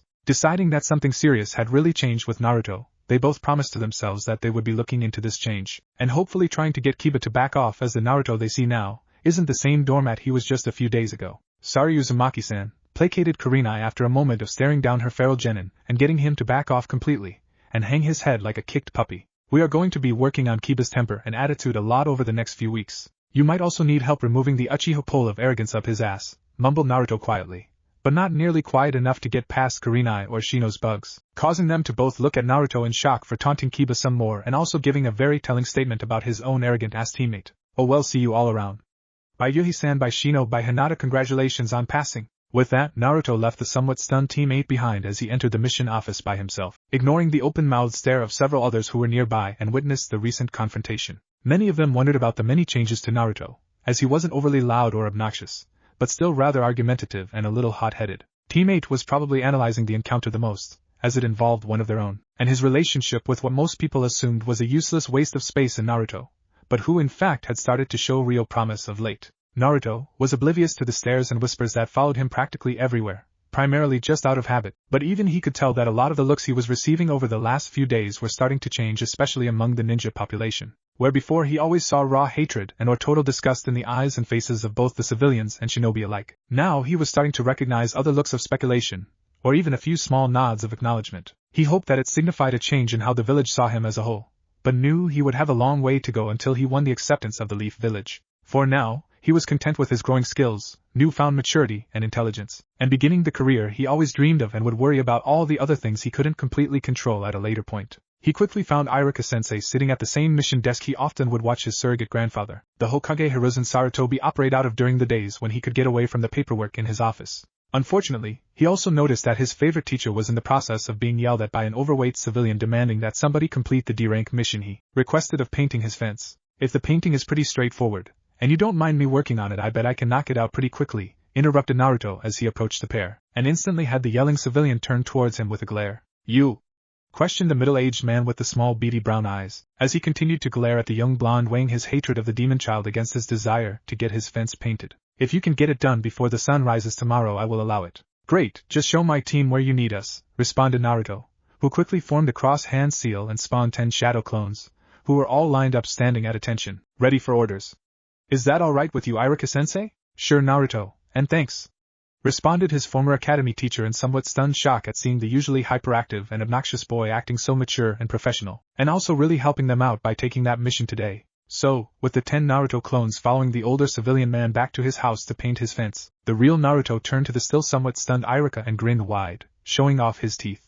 He was inordinately pleased with his last-second idea, and that it helped out Iruka was even better, and now he would even be able to get a D-rank mission under his belt. He had always dreamed of elaborate and dangerous missions involving rescuing princesses or saving towns, but he had seen all the genin around the village always seemingly doing chores for the civilian population and knew that was the reality of a new genin. "So, Iruka-sensei, are you ready for some Ichiraku ramen?" replied Naruto with a definite twinkle of anticipation in his sky-blue eyes, as his mouth started to salivate in preparation. Sure Naruto, just give me a second to fill out this mission log, sign it, and turn it in before I can leave," responded Iruka with an amused grin as he was again shaking his head in shock and exasperation at the antics of his young blonde friend, who really was the #1 most unpredictable ninja, especially when ramen was a possible reward. With the paperwork done, the unusual pair headed to Ichiraku's stand for a well-deserved dinner and chance for the two to catch up and chat about everything that has been happening in the last few days since the Mizuki incident. After sitting down and placing their orders, Naruto quickly launched into everything he had been doing since leaving Iruka-sensei to go to the hospital on the night of Mizuki's defection, including the tons of training he had been getting in. Iruka was beyond impressed when listening to everything his young student had been up to, and couldn't believe how much of a game-changer the shadow clone technique would end up being for the young genin. He promised after dinner to give Naruto some help and pointers on the echolocation jutsu, as well as the sensory enhancement one that he couldn't seem to get exactly right. He also promised to review the camping survival suite of jutsu, to make sure Naruto wasn't missing anything regarding that suite of jutsus, and show him a few others he might like to learn and incorporate into his arsenal. Naruto was easily convinced of Iruka-sensei's greatness, and couldn't wait to get started learning new jutsu, or perfecting the ones he was struggling with. So after they finished their meals, they headed to the abandoned training ground near his apartment where he had been doing most of his clone training, and Iruka got his first look at a Naruto clone training session. To say he was shocked to see the organization, and just the numbers of Naruto clones running around training was a complete understatement. But, after looking over all the different areas of training clones, he was beyond convinced that Naruto was both ready for his help, but also that his goal of becoming a Hokage was a lot closer than he thought this morning. For the next hour, Iruka went through all the jutsu Naruto was learning to ensure he was doing everything correct, and also to check his work and verify that he really was ready for the next stage in his training. His survival camping skills were rated as top-notch, with him only needing experience now, and his trap skills continued to impress even Jounin-level opponents. His Henjin replacement were both superb, with his added physical transformation blowing Iruka's mind when Naruto demonstrated it for him, and also told him how he was using that transformation to get his shopping done much easier and cheaper. His shadow clone was at ridiculous levels, and even his basic Bunshin clone was starting to form almost looking as he was supposed to, a real testament to Naruto's continued training in chakra control. That was also a real surprise for the academy teacher, as he watched his 3-day-old genin fight shadow clones among the treetops without a single slip or misstep, really showing how far his chakra control had come. The echolocation jutsu was next, and Naruto demonstrated it for Iruka, who was able to easily see where his student struggled and knew he could help. It was a familiar jutsu for the former Anbu Dolphin, who used the echolocation jutsu himself to develop into one of the best non-Inuzuka trackers and sensors in Konoha, and the reason he was recruited into Anbu during his Chunin days. It also tipped Naruto off as to how his former teacher was always able to find him when few others ever could, and he insisted the older man show him everything he could about being a sensor. That led to the sensory enhancement jutsu, which Iruka was able to explain and work on with Naruto until he could successfully pull chakra into his ears, nose, and eyes to increase the sensitivity each organ had, which felt a little confusing and disorienting at first but got easier to understand the more he used it. Iruka was so proud of everything Naruto was capable of already performing, and what he was able to learn on the fly after just a few attempts to show and demonstrate all the parts to it. Likewise, once they finished with everything Naruto already knew about or was at least working on, Iruka decided to show his young student a few others he thought might be helpful. The rope escape technique and the temporary paralysis techniques were E and D rank techniques respectively, and Naruto was able to quickly pick them both up enough to start really practicing them on his own later. He did however draw the line when Naruto asked about learning the body flicker technique, or Shunshin, made famous by Susui Uchiha in the Third Great Shinobi War. He promised him that if he was still interested in a few weeks, that Iruka would gladly show him the very helpful technique and that maybe next time they got together they could spar some too. Despite having been in A and B years earlier, Iruka had not practiced much over the last 5 years of working in the academy, and a lot of his skills had atrophied considerably, and he could use the workout after only an hour trying to train with Naruto left him winded and needing a break. When the pair finally said their goodbyes outside of Naruto's apartment, it was nearing 9 p.m., and Naruto was turning in a little early to make sure he got plenty of rest before his genin test with Kakashi tomorrow morning. Before going to sleep, he started dispelling all the clones he had setting up the traps in Training Ground 7, so he knew what to expect and where everything was, leaving several dozen to continue scouting the training ground all night to ensure nobody came in and messed with his preparations. Tomorrow he was taking down a jounin. Chapter 4 Bell Test. Naruto was woken at 4:30 a.m. by a pair of bored shadow clones lingering around Training Ground 7, who decided to have a small spar and dispelled each other simultaneously while providing the cringe of new memories that woke the young blonde. After groaning in frustration, he simply got up and put on his new clothes, his brain assimilating the 2 sets of memories he just got, and his mood slowly improving as his anticipation for today started to leak through. Putting on one of his new sets of clothes, he marveled at how much better quality they were than anything he owned previously. Clearly being overcharged for goods wasn't the only thing the shopkeepers did to keep him miserable. The sturdy heavyweight black pants and overshirt would hold up to quite the beating, and the surprisingly soft mesh undershirt fit his torso comfortably and left him looking very different from what he had in the past in the bright orange jumpsuit. He decided to go with the boot-style shinobi sandals in black, and for his only bit of color, he included 2 dark orange bandolier straps that he crisscrossed over his chest rather tightly that he used to hold several smaller kunai and shuriken pouches on top of the larger ones he had on each thigh. His hope was to someday incorporate a sword and sheath into the bandolier, and or even a large storage scroll like the forbidden one to hold all of his stuff. For now though, he spawned a pair of clones to make him a large breakfast and pick up his apartment from yesterday's mess. After learning at least a dozen different easy recipes for every meal, he was happily making a large omelet with a few vegetables mixed in that were almost completely overpowered by the egg, cheese, and sausage he added as well. He figured that if he was going to force himself to eat vegetables, that he should at least try to hide them in other foods he really liked so as to at least get some in his diet. He wasn't too worried about Kakashi's warning either, as he didn't expect the seemingly lazy shinobi to be on time, giving him plenty of chance to digest, and a lack of food for him would be very detrimental to his chances of success. Strolling into the training ground at exactly 5 a.m., he was easily able to spot his 2 waiting teammates by the small bridge that crossed the stream running through Training Ground 7's main clearing. Sasuke was leaning against one end of the small wooden footbridge with his hands across his chest in his classic brooding pose, while Sakura was sitting by a nearby tree stump with stars in her eyes as she drooled over her dark-haired teammate in a very stalkerish way that creeped Naruto out, probably almost as much as it bothered Sasuke himself. They both glanced up when they heard him approach, and then did double takes as they saw him in his new outfit, looking very different from his academy days with only the tiniest amount of orange, and a dark orange at that. "What are you wearing, Naruto baka?" shouted Sakura once she realized that her usually bright orange teammate looked completely different just from wearing black and more normal ninja attire, and not sure why it bothered her. "Stop trying to be cool like Sasuke-kun. Nice clothes, dope," greeted Sasuke with a dismissive sniff to his other male teammate while completely ignoring the female one who had been pestering him for the better part of a half an hour, before going back to his brooding. "Thanks, team," replied Naruto calmly, and almost politely if not for the casual name-calling that was pretty standard with the two, as he too decided to simply ignore his female teammate and look around the clearing to get his bearings on where everything he set up was. "I think I am going to go check something out, be right back." With that, Naruto quickly jumped out of the clearing and into the surrounding trees so he could be out of view of his teammates before spawning 800+ clones. These clones had the express purpose of hiding among the numerous traps, keeping them all up and running or replacing ones that needed, and lending numbers in support of the original when the fighting finally came down. Several of the clones used the henge transformation jutsu to become small woodland creatures or pieces of debris to blend into their surroundings, and a few even turned into logs and pieces of branches for kawarimi material. The creatures set up a rather large network throughout the training ground, That left almost every square inch of the place in the viewing range of at least 3 clones at all times, a necessity if he wanted to have any chance of pulling this off. Grabbing a protein bar in case Kakashi does arrive close to on time, he quickly eats it to restore some of the energy he used for his mass clones, and then returns to the clearing with his teammates thinking of anything else that might help. Realizing that Kakashi's words from yesterday were in fact true, and that he didn't in any way plan to incorporate or include his teammates in his plan, he thought about how he could change that. Look guys, started Naruto, once back in the clearing and facing Sasuke and Sakura to get their attention. If this is really a survival exercise, Kakashi is most likely going to try to split us up, knowing we are always more of a threat when together. I say, we team up and hit him hard and fast. It's going to be really hard, he is a jounin after all. But together we stand a much better chance. I don't need help from losers, responded Sasuke harshly, and with a glare directed at first Naruto, and then Sakura, causing the earlier to scowl and the later to break down and cry hysterically. Real nice team, clapped back Naruto as he saw the third teammate shrink into herself and sob like a baby, knowing that she would be even more useless now than she would have been if Sasuke had simply included her. At least I offered this time, continued Naruto more to himself, before moving closer to Sakura and the tree stump she was sitting on, and awkwardly standing nearby. Don't worry about the team, Sakura, he just doesn't know how to play with others. You are a great ninja.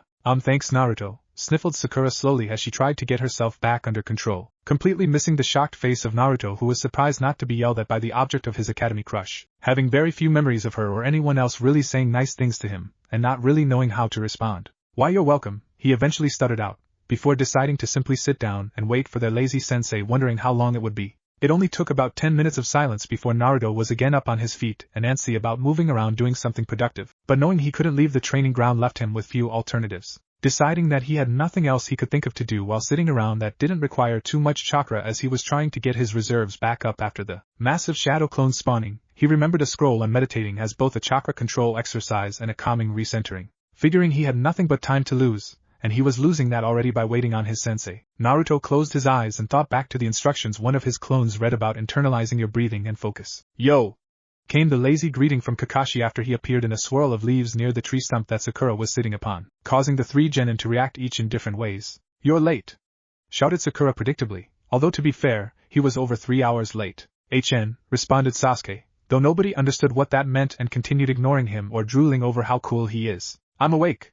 Came Naruto's exclamation after being abruptly wrenched out of a deep meditative state that he managed to maintain for a very respectable 2 hours, before being interrupted. Sorry, I got lost on the road of life, answered Kakashi easily, and almost disinterestedly, before looking around the clearing and getting a slight feeling of something he couldn't quite put his finger on, causing his glances around to increase and the feeling of anticipation almost to build. What kind of lame excuse is that? Shouted Sakura in near hysterics, at the same time as Naruto also responded. Was it a fun road at least?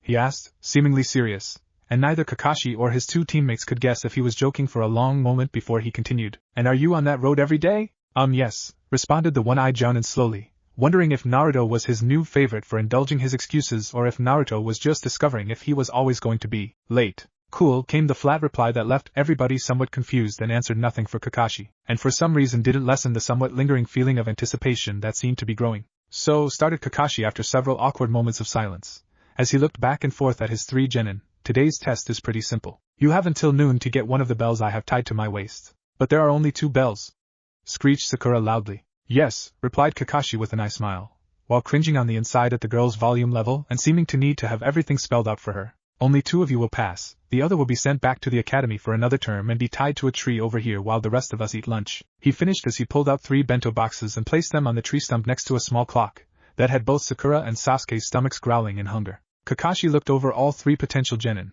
and was pleased to see the desire and hear the stomach pains of Sakura and Sasuke as they looked at the food with longing, while somewhat disappointed that Naruto wasn't displaying those same needs. In fact, Naruto didn't look upset, tired, hungry, or stressed at all. He seemingly was just waiting for him to start with a quiet confidence that Kakashi found cute for a genin that was going up against a jounin that outclassed him in every way. Oh well, the kid would learn the hard way once the bell test began, chuckled Kakashi to himself quietly as he gave one more look around the clearing, as the feeling of many others watching was still very strong. But he easily dismissed it. What did he need to worry about with a trio of fresh out of the academy genin? So, began Kakashi slowly with a one-eyed glare directed at Naruto, who met his look with an intense and ready look of his own. You ignored the rules again and ate breakfast, didn't you? You just said not to eat if we didn't want to throw it up, answered Naruto evenly, and maybe with a bit of sarcasm near the end. I have no intention of throwing up the breakfast I ate over 3 hours ago, sensei. Kakashi's glare intensified at the young blonde's remarks, because he both saw through his suggestion he tried to word it as an order, and called him out on the order not having any effect when he was 3 hours late, and was well fed to boot. There was just something about the quiet confidence of Naruto that was unsettling to the veteran jounin. His expectations of the village Jinchuriki had been ridiculously shattered after just a day with the outdated and biased information he had been operating under. Now he was faced with what appeared to be a ready shinobi, with none of the arrogant bravado most new genin displayed, and that smile hinted at something he wasn't entirely sure he wanted to discover. Just remember, started Kakashi, getting the three Gain's attention, and deciding to ignore the uneasy feeling he got every time he looked at Naruto. You better come at me with intent to kill if you want any chance at getting a bell. What? Screeched Sakura again. What if we hurt you? Haha, laughed the silver-haired jounin sensei patronizingly. You are genin, you're 100 years too late to be able to even touch me, he continued in a goading fashion, let alone hurt me. At the completely dismissive comment, Naruto's eyes narrowed dangerously, hating to be underestimated and not seen as a threat, and with now something serious to prove, all bets were off. He instead decided to start gathering and building his chakra for another overcharged mass shadow clone once they were given the go-ahead. Kakashi, for his part, seemed to notice his blonde student bearing down on his temper, and mistakenly thought the loud mouth was preparing for an ineffectual verbal blow-up, and likewise wasn't prepared when said blonde lifted his eyes and he saw the normally sky-blue eyes bleeding almost reddish-purple as a slight smell of ozone seemed to be growing. Wanna bet, Kakashi-sensei? Growled the Naruto, whose whole body was practically buzzing with anticipation and the excess build-up of chakra as he brought his hands together in his now favorite cross-hand seal and held it there, waiting on the silver-haired jounin to start the test as his chakra just continued to build. Stuttered Kakashi for a moment as he looked at his youngest and supposed to be the worst student in the recent graduating class gathering Kage-level amounts of chakra, and wondered if maybe his students could in fact hurt him very much. Begin. The moment the word left his lips, the entire training ground exploded in a chakra-fueled cloud of smoke that could be felt throughout Konoha by even the most basic sensor, and to those sensitive to such things, it was like a blinding supernova. Kakashi himself cringing violently, remembering that day 12 years ago, when the Kyuubi descended upon his beloved village, and the wave of killing intent laced with chakra was even more overwhelming than this expression of just pure chakra buildup was. Thankfully, the chakra was pure Naruto's and none of the Kyuubi's chakra had bled through, which was good, and that the nine-tailed demon wasn't influencing or in control of Naruto.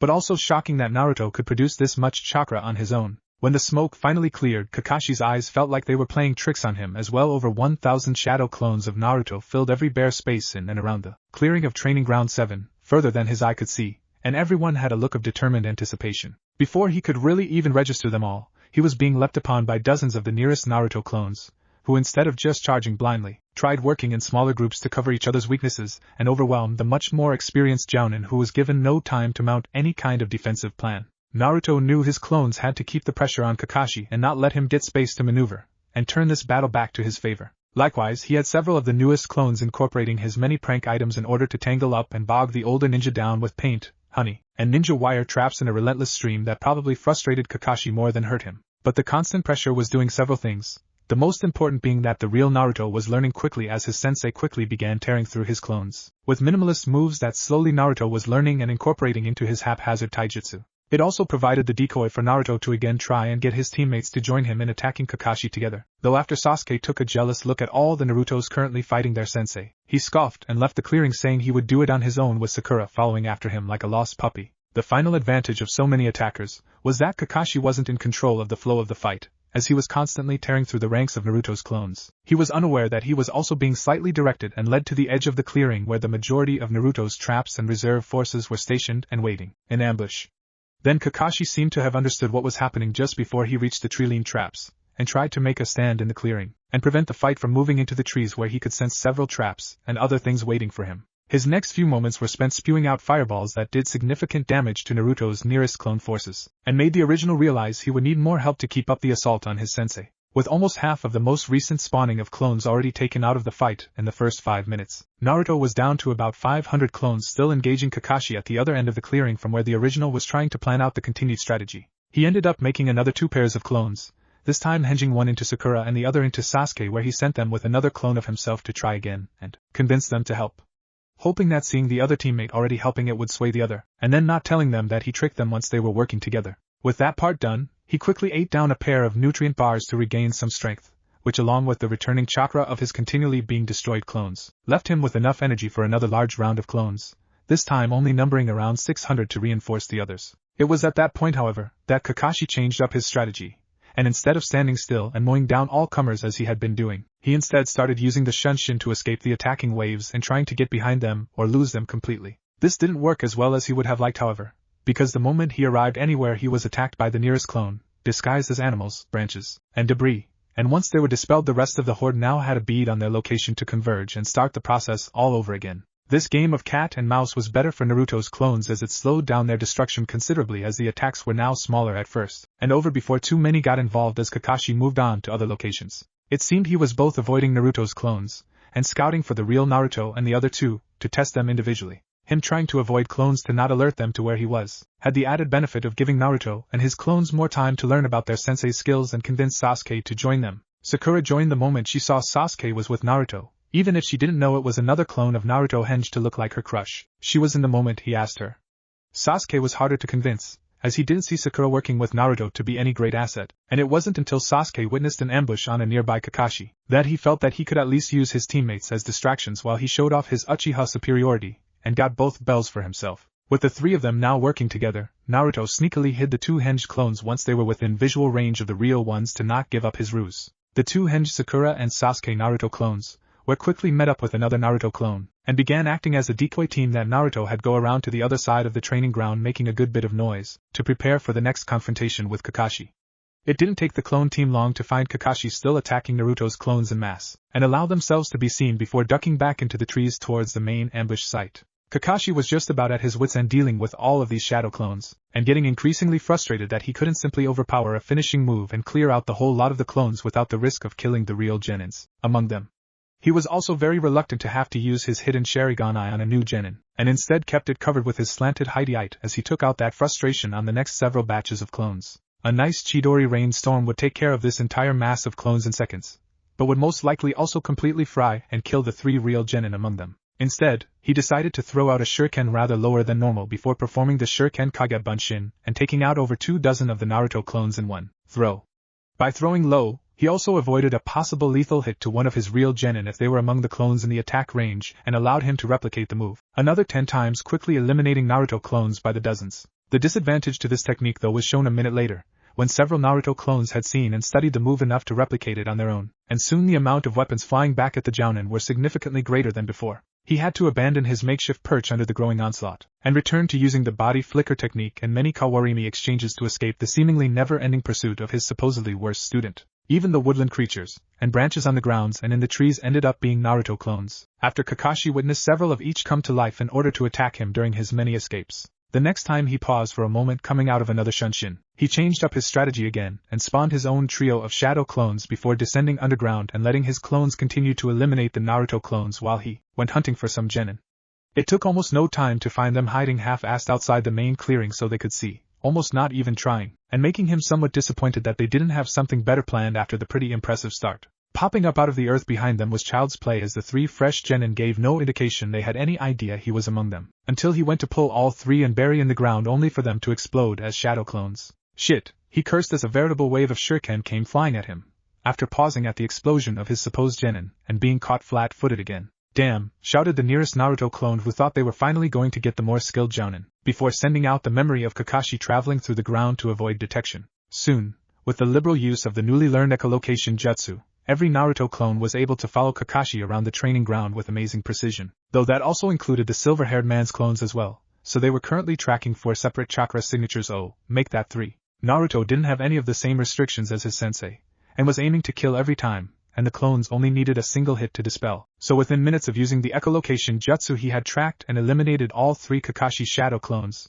until he was just dogging the original. Throughout this now rather long-running battle, Naruto had been trying continually to get his hands on the bells at Kakashi's waist without much luck. Though he had come surprisingly close on several occasions, he decided that he needed to step up the pressure on Kakashi, and grabbed a nearby squirrel and then hinged several clones into his teammates, and sent them off to be ready for their sensei to appear in a shunshin, grabbing more small animals along the way. When Kakashi appeared at the next ambush site following a hinged clone of Sasuke, Naruto had his Sakura clone get on the ground among the group of other clones with the squirrel bleeding out from the fresh wound. Kakashi's shuriken shadow clone jutsu predictably tore through the huddled clones, dispersing them in clouds of smoke that obscured the view for a moment, and covered the high-pitched scream of pain his Sakura clone made upon the other clone's destructions. That scream had Kakashi instantly stop and pale completely, fearing that he may have accidentally just killed one of the genin he was testing and terrified the moment the smoke cleared and a heavily bleeding Sakura was lying collapsed on the ground. The older silver-haired ninja froze completely at the scene in front of him, shocked that his overconfidence against his new genin had allowed the current tragedy to take place, and wondering if there was any way to save the young girl. "Don't move," called the frantic Kakashi as he rushed to his downed genin in order to provide aid and see if there was anything he could do to help, and was then shocked when he reached the bloody scene and things didn't completely add up. He didn't have any time to consider what was wrong, as the moment he bent over the downed genin, said genin and several others that were hiding nearby accosted him and clung to any part of his body they could. 2 clones even managed to get their hands on the bells before the veteran ninja realized what was happening and lashed out harshly to the unfortunate clones who suffered quick deaths along with all the other nearby clones. With the dispersal of several clones almost simultaneously, the large cloud of obscuring smoke actually helped hide the next wave of clones that arrived to fight for the bells. That fight was quick and brutal though, as Kakashi was no longer underestimating his genin and dealing truly brutal attacks that had the original Naruto wincing in memory of the many very painful deaths he was experiencing one on top of the other. He was not making any real headway against his sensei, but kept getting close to the bells and forcing Kakashi to continually try and defend against his many theft attempts. It was at this point though that the real genin arrived, with Sasuke throwing out a great fireball that destroyed the dozens of clones that had been engaging Kakashi and keeping him busy. "No team," shouted Naruto as he saw the fireball heading into a largely concentrated area of Naruto clones and traps that he knew couldn't react quick enough to avoid, unlike their now freed sensei. With his own teammate clearing all of his numbers near and around Kakashi, the 3 original genin were left too exposed in the now empty clearing to do anything other than succumb to the small hits by their sensei that knocked them all out in seconds and bringing the bell test to an abrupt end. Kakashi though wasn't able to get to Naruto though, as his hidden clones all throughout the training ground instantly came to life the moment he was knocked out and engaged the older ninja en masse, while other clones pulled him to safety and woke him up. That wake-up didn't last long though, as Kakashi created another pair of his own clones. He had literally tear through Naruto's remaining ones until there were none remaining, and he knocked out the young blonde genin. Again. "Well, your teamwork is absolute shit," came the clear voice of Kakashi, cutting through the groggy head fog as Naruto slowly seemed to be coming to, and finding himself tied uncomfortably to a tree while his sensei and teammates sat around nearby. "Though I will say, you really surprised me." "Really?" asked the hopeful Sakura from her spot near the tree stump she was at when this test began. "Not you, Pinky," continued Kakashi with an eye smile directed at Sakura, before sweeping his gaze across Sasuke to rest on Naruto. "You and Amo King here were as pathetic as I expected you to be." He trailed off while searching Naruto's face intently. "Naruto on the other hand, well, he just showed me something pretty impressive." "What? Naruto Baka?" shouted Sakura in disbelief. "The dobe," growled the glaring Sasuke, trying to kill both his sensei and teammate with just his stare, as he curled and flexed his hands into fists repeatedly, seemingly unable to accept that anybody else might deserve praise or have some skill. "Yes," answered Kakashi plainly and definitively. He had several very good and unique plans and strategies that he wasn't afraid to try and adapt around. Trapped and scouted the hell out of this training ground, came prepared and held his own against a severely greater opponent. "I'd say he was hands down the best of you all." With those words, Sasuke practically growled into a scream of rage and disbelief that he would ever look up at the dobe as a greater ninja, and couldn't fathom how the dead last had already surpassed him in seemingly no time at all. Sakura too was in disbelief, but where her dark-haired teammate struggled with his own comparison to Naruto, she knew her strengths lie elsewhere and didn't really think anything Naruto did was any better than everything that Sasuke did. Naruto though was a different story. Never had another ninja complimented him in such a positive way about his own growing ninja skills, and he was almost bursting with pride and determination to keep improving. "Take that, team." "So, did we pass?"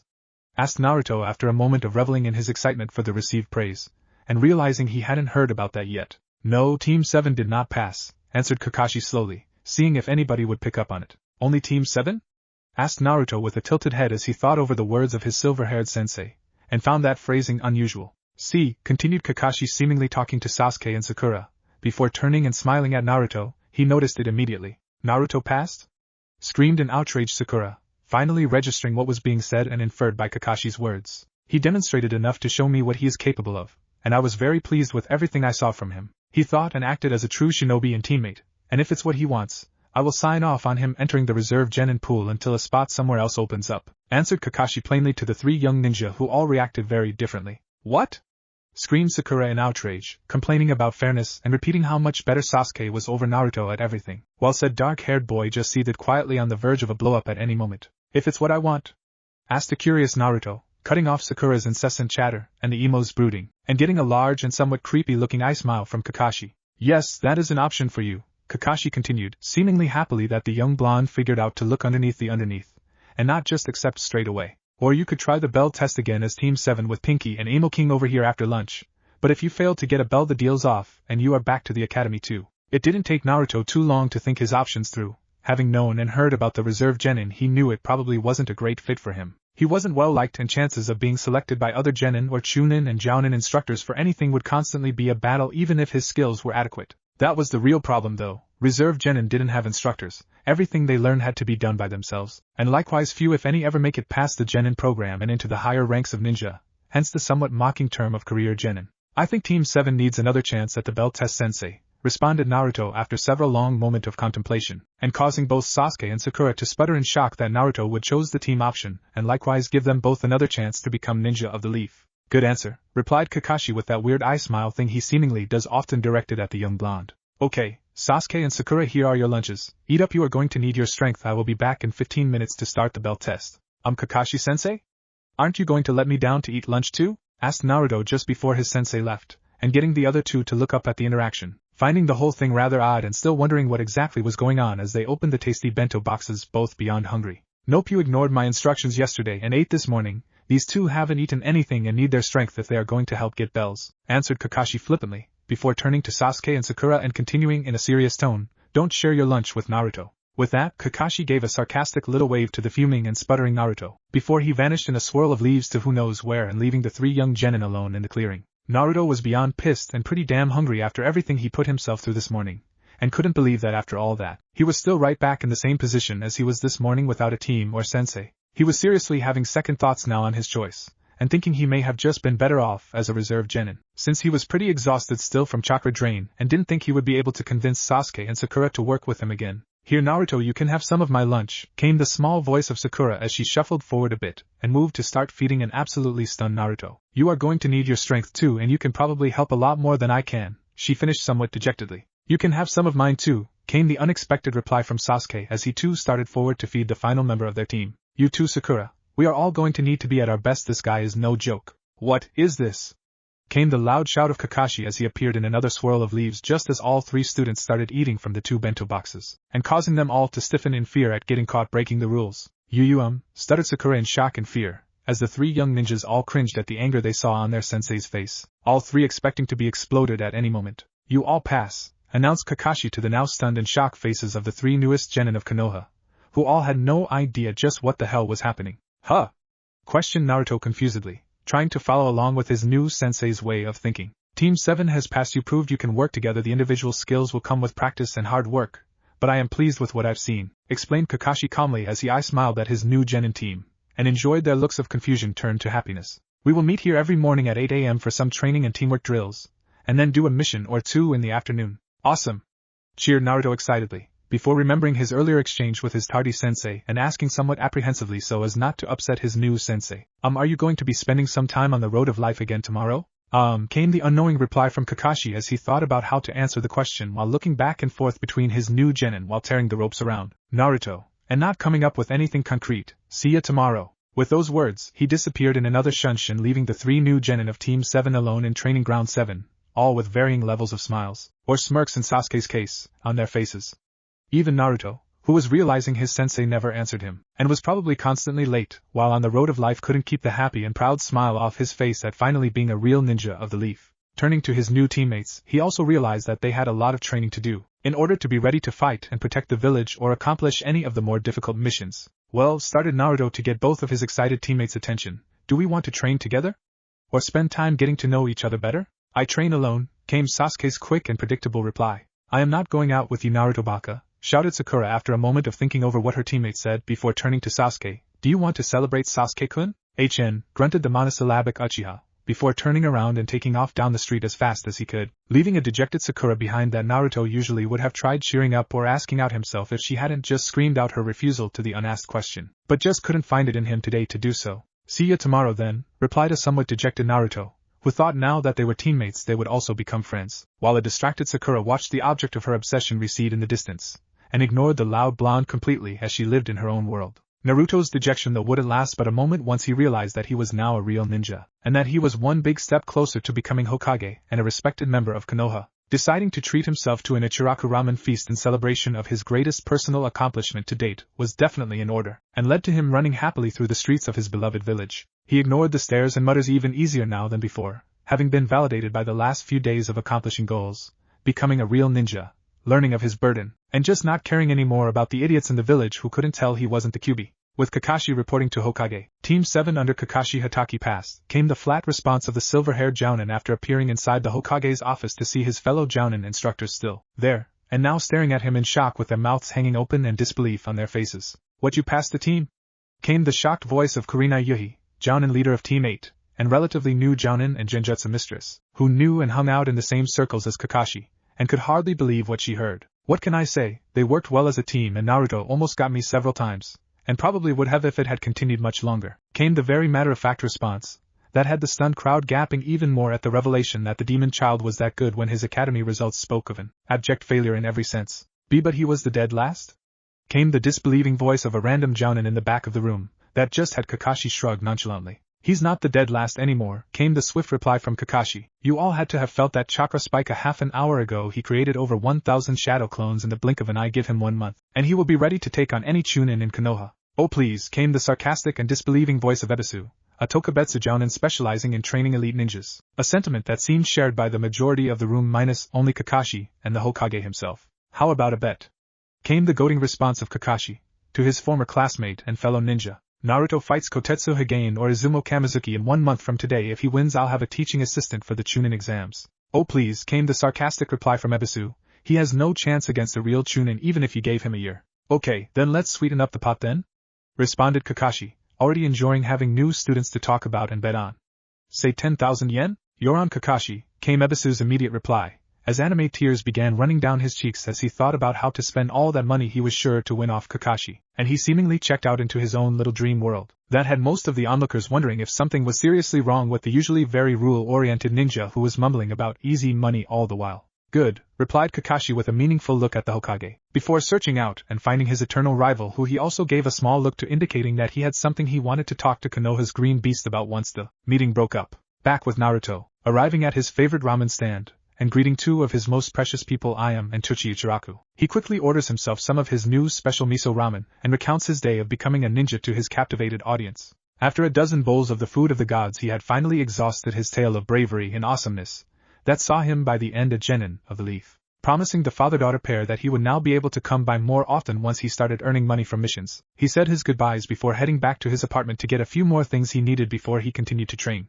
having replaced all his kunai and shuriken that were lost or destroyed during his recent bell test. He also grabbed the Fuinjutsu starter set he purchased the other day before making his customary clones to start spamming his training. With each of the now 1,000 clones having a chakra version of the starter set brushes, ink, and paper, he had them spread out throughout the training ground before getting to the practice of increasing his penmanship until he was capable of creating his own seals. While the clones slowly worked through the many calligraphy-type exercises related to Fuinjutsu, the real Naruto upped his training weights back to the 3rd setting and set about running himself into the ground again. Throughout the next several hours as the afternoon bled into the evening and then the night, Naruto continued with his clone training and his own physical training, only stopping to grab snacks, or to dispel and then spawn more clones. By the time he was ready to drag himself back to his apartment for some well-deserved rest, he had worked for over 7 hours straight on his Fuinjutsu with over 1,000 clones, and had some serious memory transfer to deal with.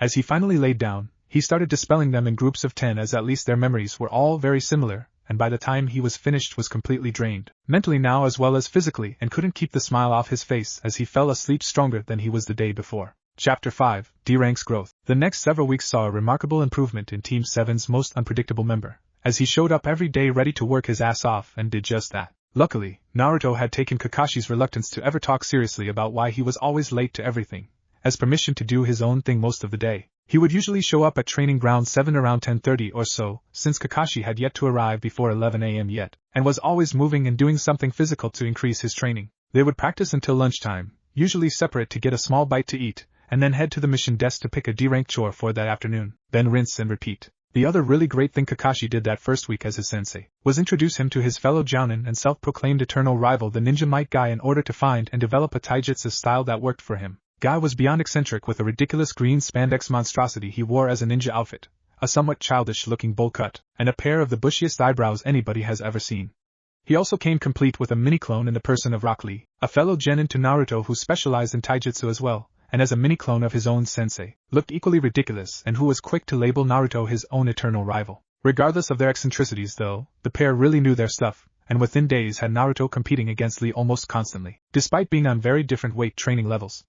Likewise, he was constantly being pushed in one of his weakest areas, so that over the course of that first week, he had improved to a level that had even Sasuke look at Naruto in a new light at times when they were working on team training. He had also exhausted the starter weight training set, but was fortunate that Guy knew of a better set of training weights he used for himself and Lee, and now Naruto, who was quickly trying to catch up, because of his massive clone training so many things for long periods of time that others just couldn't match. It gave the real Naruto so much time to work on his growing taijutsu as much as possible at the beginning without neglecting other areas of growth. He was truly getting better at an astounding rate, and by the end of the third week, could probably battle Sasuke to a draw more times than not, and still increasing with every day and every clone. His penmanship had quickly advanced to and then passed the required level for Fuinjutsu, which he was just now starting to experiment on and make his own beginning seals. One of the biggest other areas of growth though, was in his chakra control, which he had continually spawned clones every day just to continue to work on. It was a never-ending cycle though, as every time he trained and used his chakra, it grew back a little stronger and denser and therefore in need of more fine-tuned control, and then simply rinse and repeat. He had progressed to the water walking exercise, and had it mastered within days, and continued use and training in it had allowed him to reach a milestone he never expected to reach. He created perfect basic illusion bunshins, useless though they were, and brought a proud smile to his whiskered face. On the mission side, he was still bored senseless over all the chores disguised as D-rank missions they had to do, especially since Kakashi wouldn't let him spawn clones to do all the work when his whole team was there working on their teamwork. His sensei did, however, allow him to take his own D-rank missions with his clones anytime he wanted, as they provided a good service to the village, bringing in money to Konoha and himself, which was a real help. His Fuinjutsu supplies were starting to really add up, and he was finding himself in need of more money almost constantly to get the things he wanted to experiment with and continue training on. His schedule had kept him so busy that he didn't even realize that it had been weeks since graduation and the last time he was actually able to talk to either Iruka or the third Hokage, and decided he needed to remedy that soon and pick the two men's brains. Iruka had promised to teach him the body flicker jutsu, and he also wanted to ask the Hokage about any Fuinjutsu teachers he could direct him to, as the art of seals was very difficult to trudge through on your own. With that thought in mind, he returned to the mission desk his team left an hour ago, having finished painting Maiko-san's fence, to find the two people he was thinking about still there handing out missions. Hokage-sama, bowed Naruto respectfully, getting several raised eyebrows from those nearby not used to seeing the formal side of the blonde. Iruka-sensei. Hi Naruto, greeted Hiruzen Sarutobi happily, as he looked over one of his favorite people, and couldn't help but be impressed at how much the young blonde had grown in such a short amount of time. What can I help you with today? Well, came Naruto's somewhat embarrassed reply as he ducked his head a bit before glancing over to his former Chunin teacher. I was hoping Iruka-sensei would help me with my training tonight. He promised to show me a new jutsu and maybe spar. I did? Questioned Iruka, as he thought back to the last time he met with Naruto, right before his bell test with Kakashi, before it suddenly came to him just as Naruto replied exasperatedly. Yes, came Naruto's reply. I'm ready to learn the body flicker jutsu. The Shunshin? Really? Asked the now curious Hokage as he looked between the pair, wondering how far Naruto had come in such a short time as a genin. Databeo Hokage GG, came Naruto's exuberant exclamation, and had the old Hokage smile warmly at the personal moniker only Naruto would ever use to speak with him, and which always made him happy. One step closer to taking that hat from you, GG. Is that so? Asked an amused Hokage, who could always count on Naruto to lift his spirits, and who also saw some truth to the young genin's claim after having watched him train to levels that would kill most men and barely slowed him down at all. Databeo, responded a determined Naruto as he locked eyes with the old leader of the village, trying to show him how serious he was about that goal and not wavering a bit. Fair enough, replied Hiruzen seriously, knowing that while usually a prankster of the highest order, this was one thing Naruto didn't joke about anymore. Now knowing what it took to be a ninja of Konoha, and eventually to become the Hokage. Iruka, thanks for your help today, but it looks like you have a prior engagement I wouldn't dream of keeping you from. Thanks GG, came the honest and heartfelt reply of Naruto, who then turned to the scarred Chunin with a large grin on his face. Ready, Iruka-sensei? Ugh, I guess, came the lazy drawl of the older academy instructor, as he got up and made his way out of the mission office trailing behind a bouncing and excited Naruto, who was already talking about everything else he had been working on since the two last met up. Iruka knew Naruto was not a fan of theory, so only touched on the basics of the Shunshin, how you had to flood your body with chakra and then aim it at your desired target. It was really just chakra-enhanced speed in a very fast and short application that had been refined into a technique over the years, instead of simply building up one's speed naturally. After several side-along trips and self-attempts at it, Naruto was able to perform his first Shunshin directly into a tree. Ow! Exclaimed a bruised Naruto, in both body and ego, as he fell to his backside after crashing face first into the large and unmoving tree. Haha, laughed Iruka a little, That's usually what happens to first-timers, Naruto. The same thing happened to me too. Really? Asked the curious Naruto, who despite getting to know the older Chunin better in the last year of academy classes and even more since the Mizuki incident, didn't really know much about one of his few friends, and wondered what that said about him as a friend to others. Could you tell me about your first genin team? He continued curiously, figuring he may as well start learning about his precious people sooner, so he could better get to know them, and knowing he owed them his attention as most of their past interactions were always about him and his problems. Sure, Naruto, but let's save that discussion for Ichiraku's afterwards, answered the older Chunin, ignoring the happily cheering Naruto as he learned about their next stop and couldn't wait already. Over dinner that night, Iruka explained all about his first genin team under the Jounin Kaina Uchiha and his first teammates, both of whom were no longer with us. Rookie of the Year, Kita Uchiha, his sensei's own son, and Reina Hyuga, a branch member of the Hyuga clan, and also the Kunoichi of the Year. He went on to explain that he too was a prankster, and the dead last, and got paired with the top 2 ninjas in class, and was constantly being ignored and overlooked in favor of his 2 more well-known and more promising students. The thing that saved him was the small friendship he created with Sarutobi Hiruzen after the death of his parents in the Kyuubi attack, and the little help and hints the older Hokage would slip into his things over time. He also taught him about the will of fire, and how important that was to Konoha, and was one of the main reasons Iruka was an academy instructor now.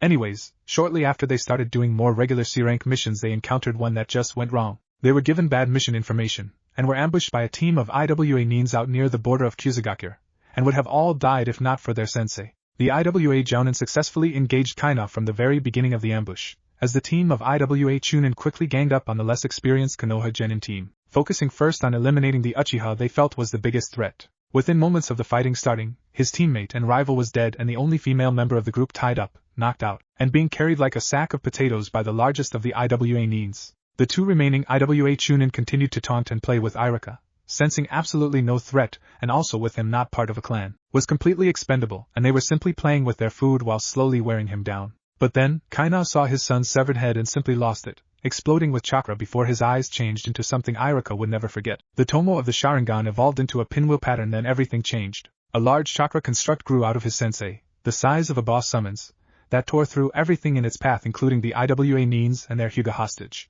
Kaina was never the same after they came back to Konoha with the dead bodies of both of Iruka's more powerful teammates, and it definitely changed things for him as well. Kaina committed seppuku shortly after returning to the village, not able to handle the loss of his only son and the destruction of his first and only genin team. After that, Iruka became a reserve genin and had to wait a while until a team lost a member to promotion until he was brought on so they could enter the Chunin exams, but broke up afterwards when all 3 passed and became Chunin of the Leaf, each going into different fields from there. Naruto was a little shocked that his teacher had so much trauma to deal with from such a young age, and also how similar their team assignments were, and even how they were seen within their teams as the dead last. He was also fascinated by the tales of the Sharingan Dojutsu of the Uchiha clan, having heard Sasuke mention it enough times to know it was a very big deal, and wanted to know more about it from what Iruka experienced, and its history in Konoha. Iruka told him most of that information he sought would not be available to the main population, and the only true history of the Uchiha would be in their clan library, with the Chunin section of the Shinobi library with just a basic primer that told of the known stories related to the founding of Konoha with Hashirama Senju and Madara Uchiha.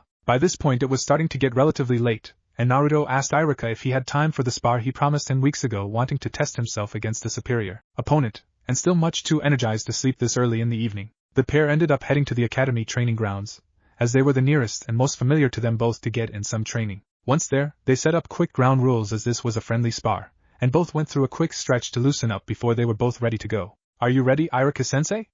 asked an excited Naruto, who Iruka was surprised to see enter an unfamiliar taijutsu stance, and look pretty comfortable as he bounced on the balls of his feet as he waited to begin. "Hajime," answered Iruka, as he exploded into motion, charging at the younger blonde, hoping to throw him off and end the fight relatively quickly, but was surprised when Naruto's grin just grew as he neared him ready to deliver a basic academy knife strike. "Ha, you'll have to do better than that, sensei," laughed Naruto as he redirected the knife strike lazily, and landed a quick 2-punch combo just under the extended arm of his former teacher that had him cringe and realize that this wasn't the same Naruto dope he was used to dealing with, and made him reevaluate the young blonde even closer. For the next 20 minutes, the two friends traded blows back and forth, both taking turns seemingly leading the fight as they attacked while the other defended until a counter switched up their roles. Iruka couldn't believe it, as he was pushed to his admittedly rusty limits by a genin who had only graduated less than a month ago, and was showing real skill in the area of taijutsu.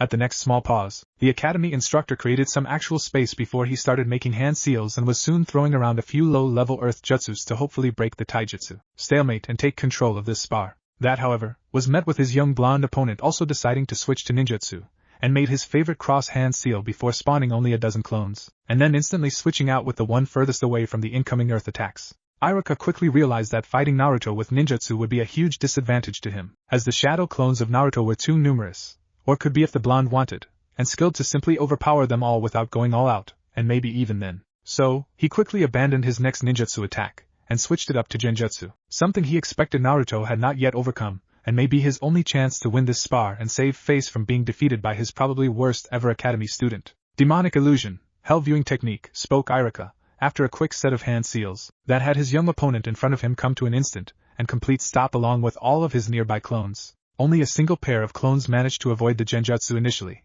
but with the remaining clones almost immediately freaking out from the genjutsu they were now under. It wasn't long before clones started dispelling. With them dispelling, their memory of the genjutsu was then transmitted to all the others, so very quickly Naruto felt as if he was hit with 24 horrifying ways to die, all created by his own subconscious viewing of the genjutsu, which only seemed to add merit to the illusion. It definitely made for two confused clones, who after watching the many imaginative ways they could die, both simply dispelled themselves by tackling the original Naruto to the ground in an effort to also see if they could shake the blonde awake in the process. Luckily, the dual tackle/dispelling did in fact shock Naruto out of the genjutsu he had still been stuck under, but unfortunately it did nothing, as Iruka had the match well won by this point, as a grumbling Naruto complained about stupid genjutsu. Iruka ran him through the normal ways people dispel genjutsu, and Naruto had no problem upsetting his internal chakra system to dispel the illusion, but still struggled with having the illusion placed.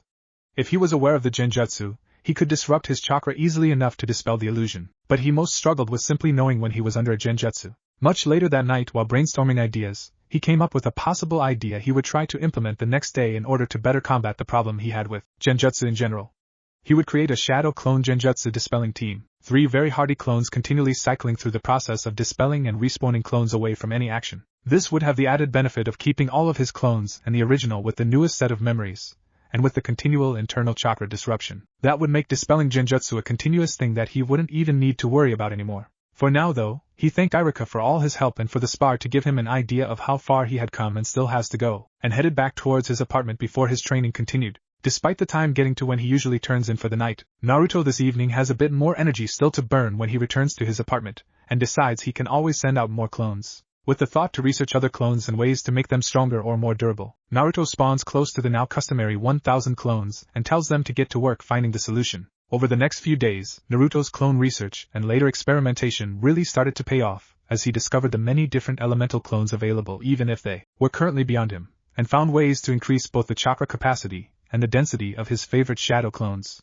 He also seemingly stumbled upon a shadow clone explosion technique that allowed him to use his shadow clones as kamikaze bombers, which really increased his offensive output and made his opponents standing still and taking on his clones a suicidal prospect. The real gem of the research, though, was a blood clone which was very durable and could act as an independent clone spawning station if Naruto took the time required to set them up. The process was relatively difficult, but not impossible by any means, and required a beginner's knowledge of Fuinjutsu, which Naruto had slowly been acquiring over the last 3 weeks since becoming a genin and almost a Kage's worth of chakra. He started with his ultra-dense shadow clone, pouring copious amounts of chakra into the clone before moving on to the next step.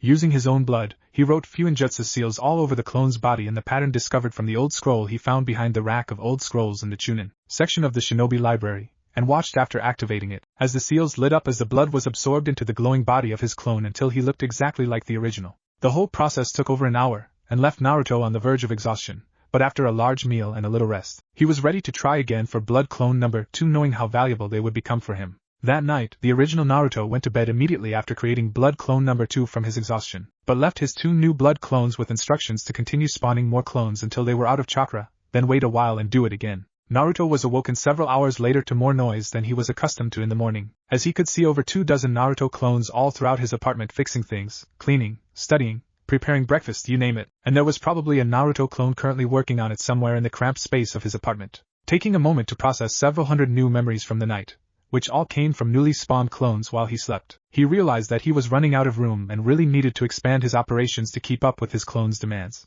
With that thought, he sent out word to start developing clones for civilian jobs to start bringing in more money, sent teams of clones to clean out the training grounds of scrap metal and weapons for resale, teams for hunting and foraging in the forests around Konoha, and even send out a search party to scout and look for a large enough space to occupy. He marveled a bit at how much he had grown in just a short month of real clone training, how much further he still had to go as a ninja, and how his clones were going to lead the way to his continued growth and development. He then went to his early morning workout/training with the Green Beasts for several exhausting hours until the sun was actually up, and he could take a break for a late breakfast until he had to meet his own team. Realizing that he better head towards Training Ground 7 for his team meeting before he too was considered late, he left his blood clones in charge of his apartment and the expansion project. He contemplated other ways of increasing his funds, and promised to remind Kakashi about his deal to let him perform D-ranks with his clones separately from the team as long as he was still working with said team as well. He also wondered if his growing Fuinjutsu skills had reached a level where he could start making money selling his sealing scrolls and explosive tags, which would be a huge boost to his financial resources. "Hey guys," came Naruto's greeting after arriving at Training Ground 7 to find both Sasuke and Sakura already waiting in their now customary spots by the little bridge. "HN," grunted Sasuke in his standard nonverbal reply, before going back to brooding as he leaned against the bridge. "Hi Naruto," came Sakura's pleasant response, having considerably warmed up to Naruto now that she knows how strong he is as a ninja, and since he stopped pestering her for dates almost completely, and was even trying to help her train, she found him a rather easygoing teammate.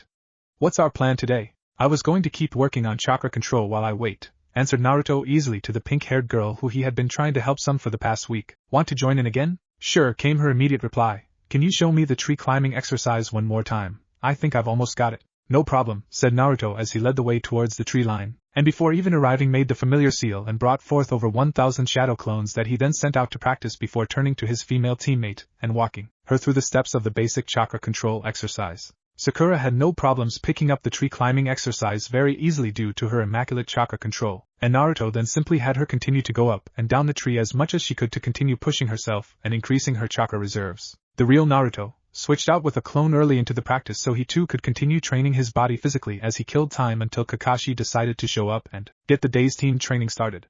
Sakura was pretty exhausted once Kakashi did finally arrive a little after a half an hour, but was still able to go through the team building exercises and formations practice relatively easily before being dismissed for lunch. That afternoon's D-rank mission was the 4th Tora retrieval mission completed by Team 7 in the last 2 weeks, and again left every member with claw and scratch marks and a strong desire to see that cat suffer. Naruto was able to corner his sensei for a brief bit to confirm he had permission to run unfinished D-rank missions with his clones, and quickly picked up all remaining D-rank missions not assigned and sent a batch of clones off to complete them all before the end of the day. He also learned from his sensei that there was a small exhibition match in 2 days that Kakashi arranged for Naruto to show off his skills against a real opponent who would really test his improved growth, and didn't mention anything about the side bet he had on it. Naruto didn't think much of it either, other than showing excitement at getting to fight against another strong opponent to test himself and see how far he was coming along. He didn't really care about who it was, probably another genin team to practice, and dismissed it as unimportant compared to his continued training. That night after creating another blood clone,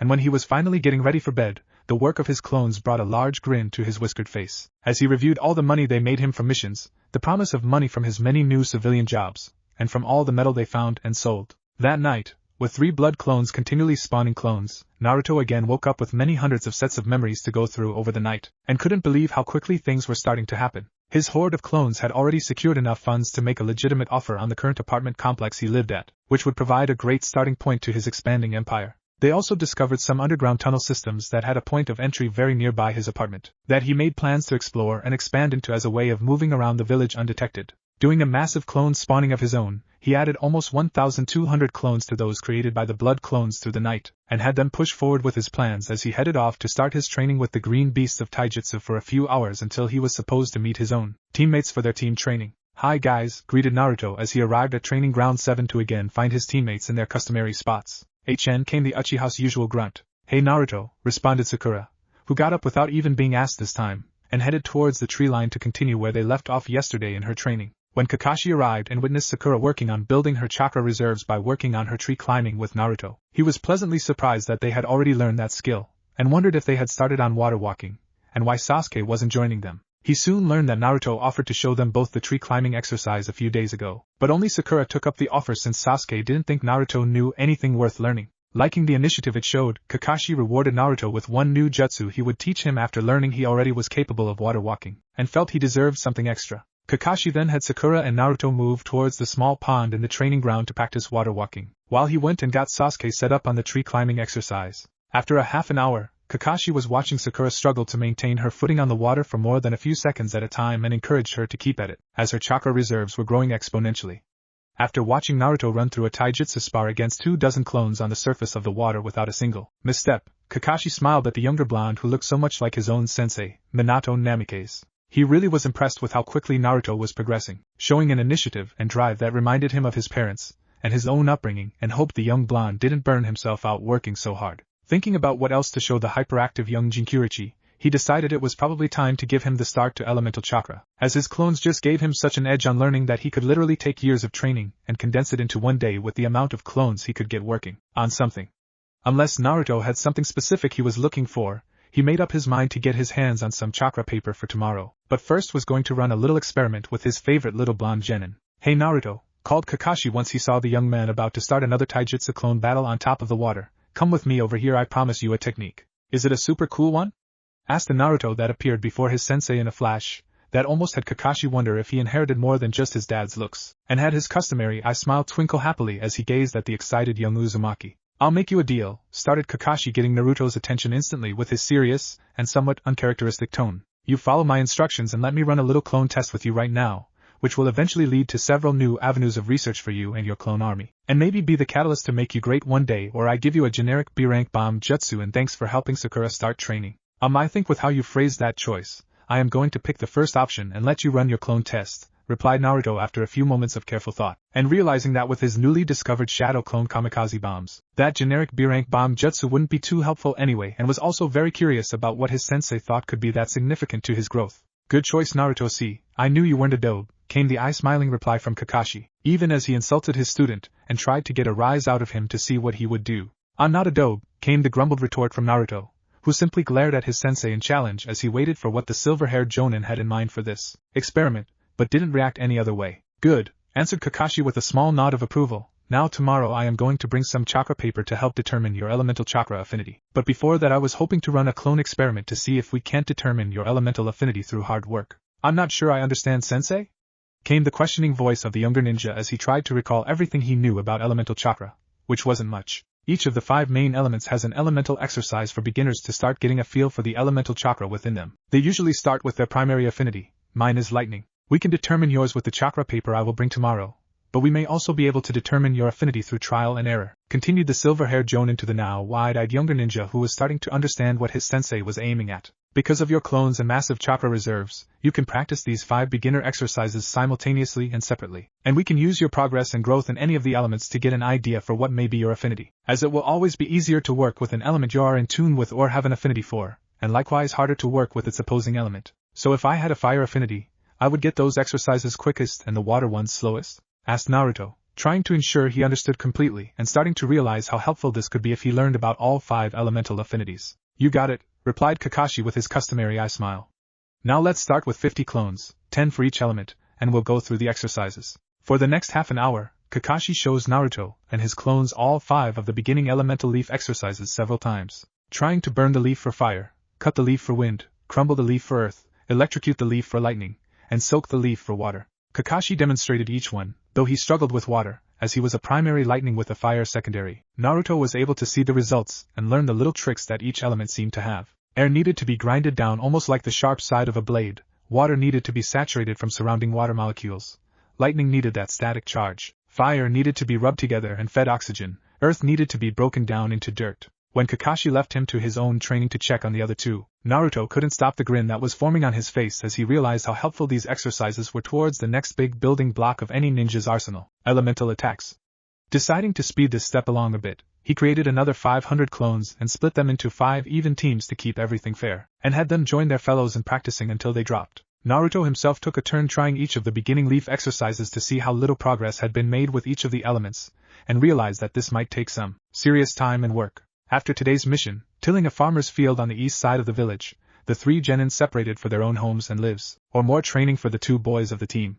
While Sasuke predictably returned to his compound's own private training grounds, Naruto didn't immediately head to dinner or another training ground but looked around to make sure he was alone before disappearing down into the nearest sewer manhole. Once down there, he used his own memories of countless clone explorers to navigate his way throughout the village's sewer system, until he came upon a different set of tunnels that also crisscrossed the entire village and led to many very interesting and strategic points throughout Konoha. Knowing that most of these tunnels were completely abandoned from the lack of any signs of use, Naruto was happily planning out where and how to grow his small but growing empire and utilize these to avoid the general population. Finding a large open cavernous underground room not too far from his apartment complex, he decides to start building it out into a hidden training ground for him to practice away from any prying eyes. Spawning almost 1,400 plus clones now, he set them all to work on cleaning out and organizing the tunnel system and building the new underground training center and the protections he wanted put in place because of where it was. Heading back towards Ichiraku's ramen stand, Naruto was happy to discover another entrance into his secret tunnel system only a couple hundred yards from his favorite place to eat,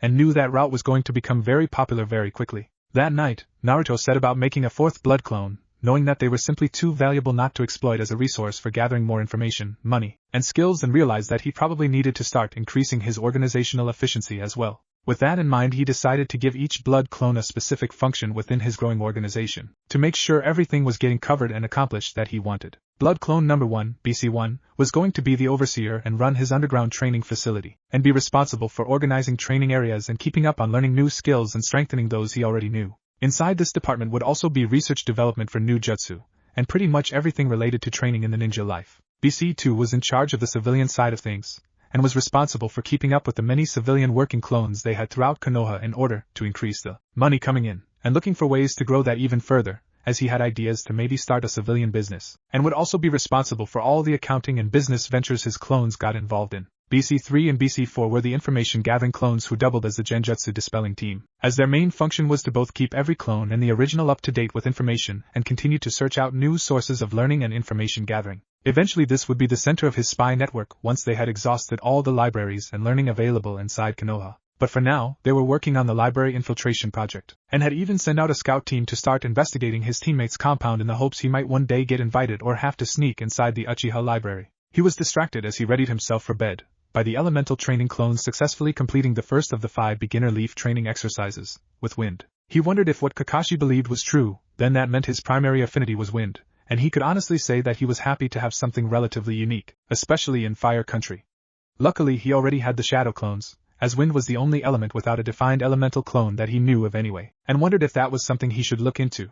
Deciding to bring it up with Kakashi tomorrow, he reviewed the 5 beginner exercises he had been working on, and could tell that he had progressed in most of the others as well and couldn't wait to see the fruits it bore. When Naruto woke up that next morning, still relatively early in order to meet with the green beasts of taijutsu practice, he could instantly tell that today was going to be a great one as he reviewed the thousands of memories he collected throughout the night. Apparently, both the water and earth beginner leaf exercises had also now been completed by his clones, and he had even started to make some progress on the other 2, though neither was close to completion as the other 3 now were. Earth and water were both very balanced with both offensive and defensive capabilities, and he thought they would be a great complement to his primary wind affinity. Now having done the exercise successfully for 3 of the elements, Naruto was easily able to tell the difference between his affinity for each of the 3 as both water and earth chakra seemingly fought him a little still, while wind practically leapt out of him eagerly. Emboldened by his success, Naruto gathered his chakra for a larger than normal clone creation, and was rewarded with almost 1,500 clones emerging throughout his apartment complex, that he quickly sent off to join with the BC1 training.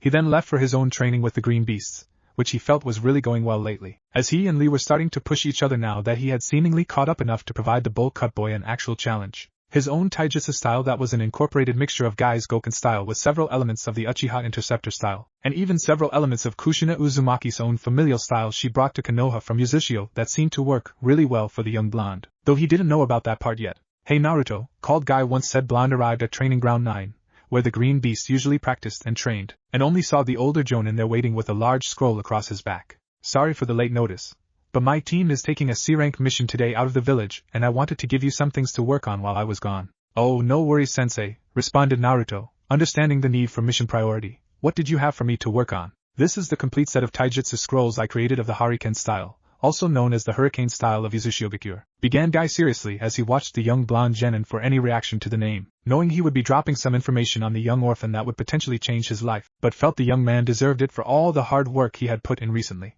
"Uzushio-gakure?" asked Naruto with a confused face as he tried to remember or place the village hidden by whirling tides, and not coming up with anything, other than assuming it was part of Kirigakure. "The village hidden by whirling tides or whirlpool," came the response from Gai. "A village once allied with Konoha. Its spiral symbol is still part of our crest. They were known as masters of Fuinjutsu, and their people well respected for their skills, potent chakra, and longevity of life." "Okay," answered Naruto, still somewhat confused about the information he was being given and feeling like he was missing something very important about it. "Why are you telling me all of this?" "Because the other important detail of Uzushio-gakure, that is most relevant to you, Naruto," continued Gai seriously, "was the ruling clan of the village was the Uzumaki clan." Naruto's whole body instantly froze the moment Gai mentioned the name Uzumaki, and he couldn't move as thousands of thoughts raced through his mind in seconds. He came from a clan, he had a family, a history, a connection. Were there more Uzumakis out there? Why hadn't he heard of Uzushiogakyu before now? It was almost overwhelming to the young genin as his thoughts went all over the place trying to understand why he was only learning about this now, and who else knew about and kept this information from him. I created this scroll from my own observations watching this style, as I had the pleasure of an Uzumaki leading my genin team, continued Guy quietly and with concerned eyes as he watched the young orphan try to come to grips with everything he was learning, and seemed to be struggling with it all and knew his next words would be an even bigger shock to the young ninja. I owe your mother more than I can ever repay, Naruto. Know that if you ever need anything of me, you need only ask. And when I get back, if you can show me you are serious about learning the Hurricane style, I'll tell you everything I know about Kushina Uzumaki, the red-hot habanero and the previous Jinkyurichi of the Kyuubi. Naruto was beyond stunned at this point, as he was assaulted with thoughts and fears he had dreamed about, and wished for longer than any other dream or desire he could ever remember. He was finally going to learn something about his mom, his clan, and his birthright, and he couldn't believe it was finally happening after so long of being alone in Konoha, and knew now why he always felt so connected to the spiral symbol of his village that doubled as the symbol of his clan. He wondered if this meant that others knew about his mother too, and also why he was only now being told about her, and not even by the Hokage who he had asked several times about his parents. Realizing that he was starting to get mad at all the unanswered questions he had, and all the information that was apparently being withheld from him, he quickly tried to calm down and thank Guy who at least was willing to provide some of that information, even if he wished he had been told previously. His mom was a Jounin of Konoha and a Jinkyurichi to the Kyuubi. She also came from the ruling clan of Uzushiogakyu, and he couldn't wait to learn everything he could about her. Thank you, Guy-sensei, came Naruto's first words after several long moments of trying to get his composure, despite a few tears seemingly finding their way down his cheeks. As he bowed deeply to the green-clad shinobi he could honestly say had been one of the most helpful and honest he had ever worked under, and was proud to consider his teacher and friend.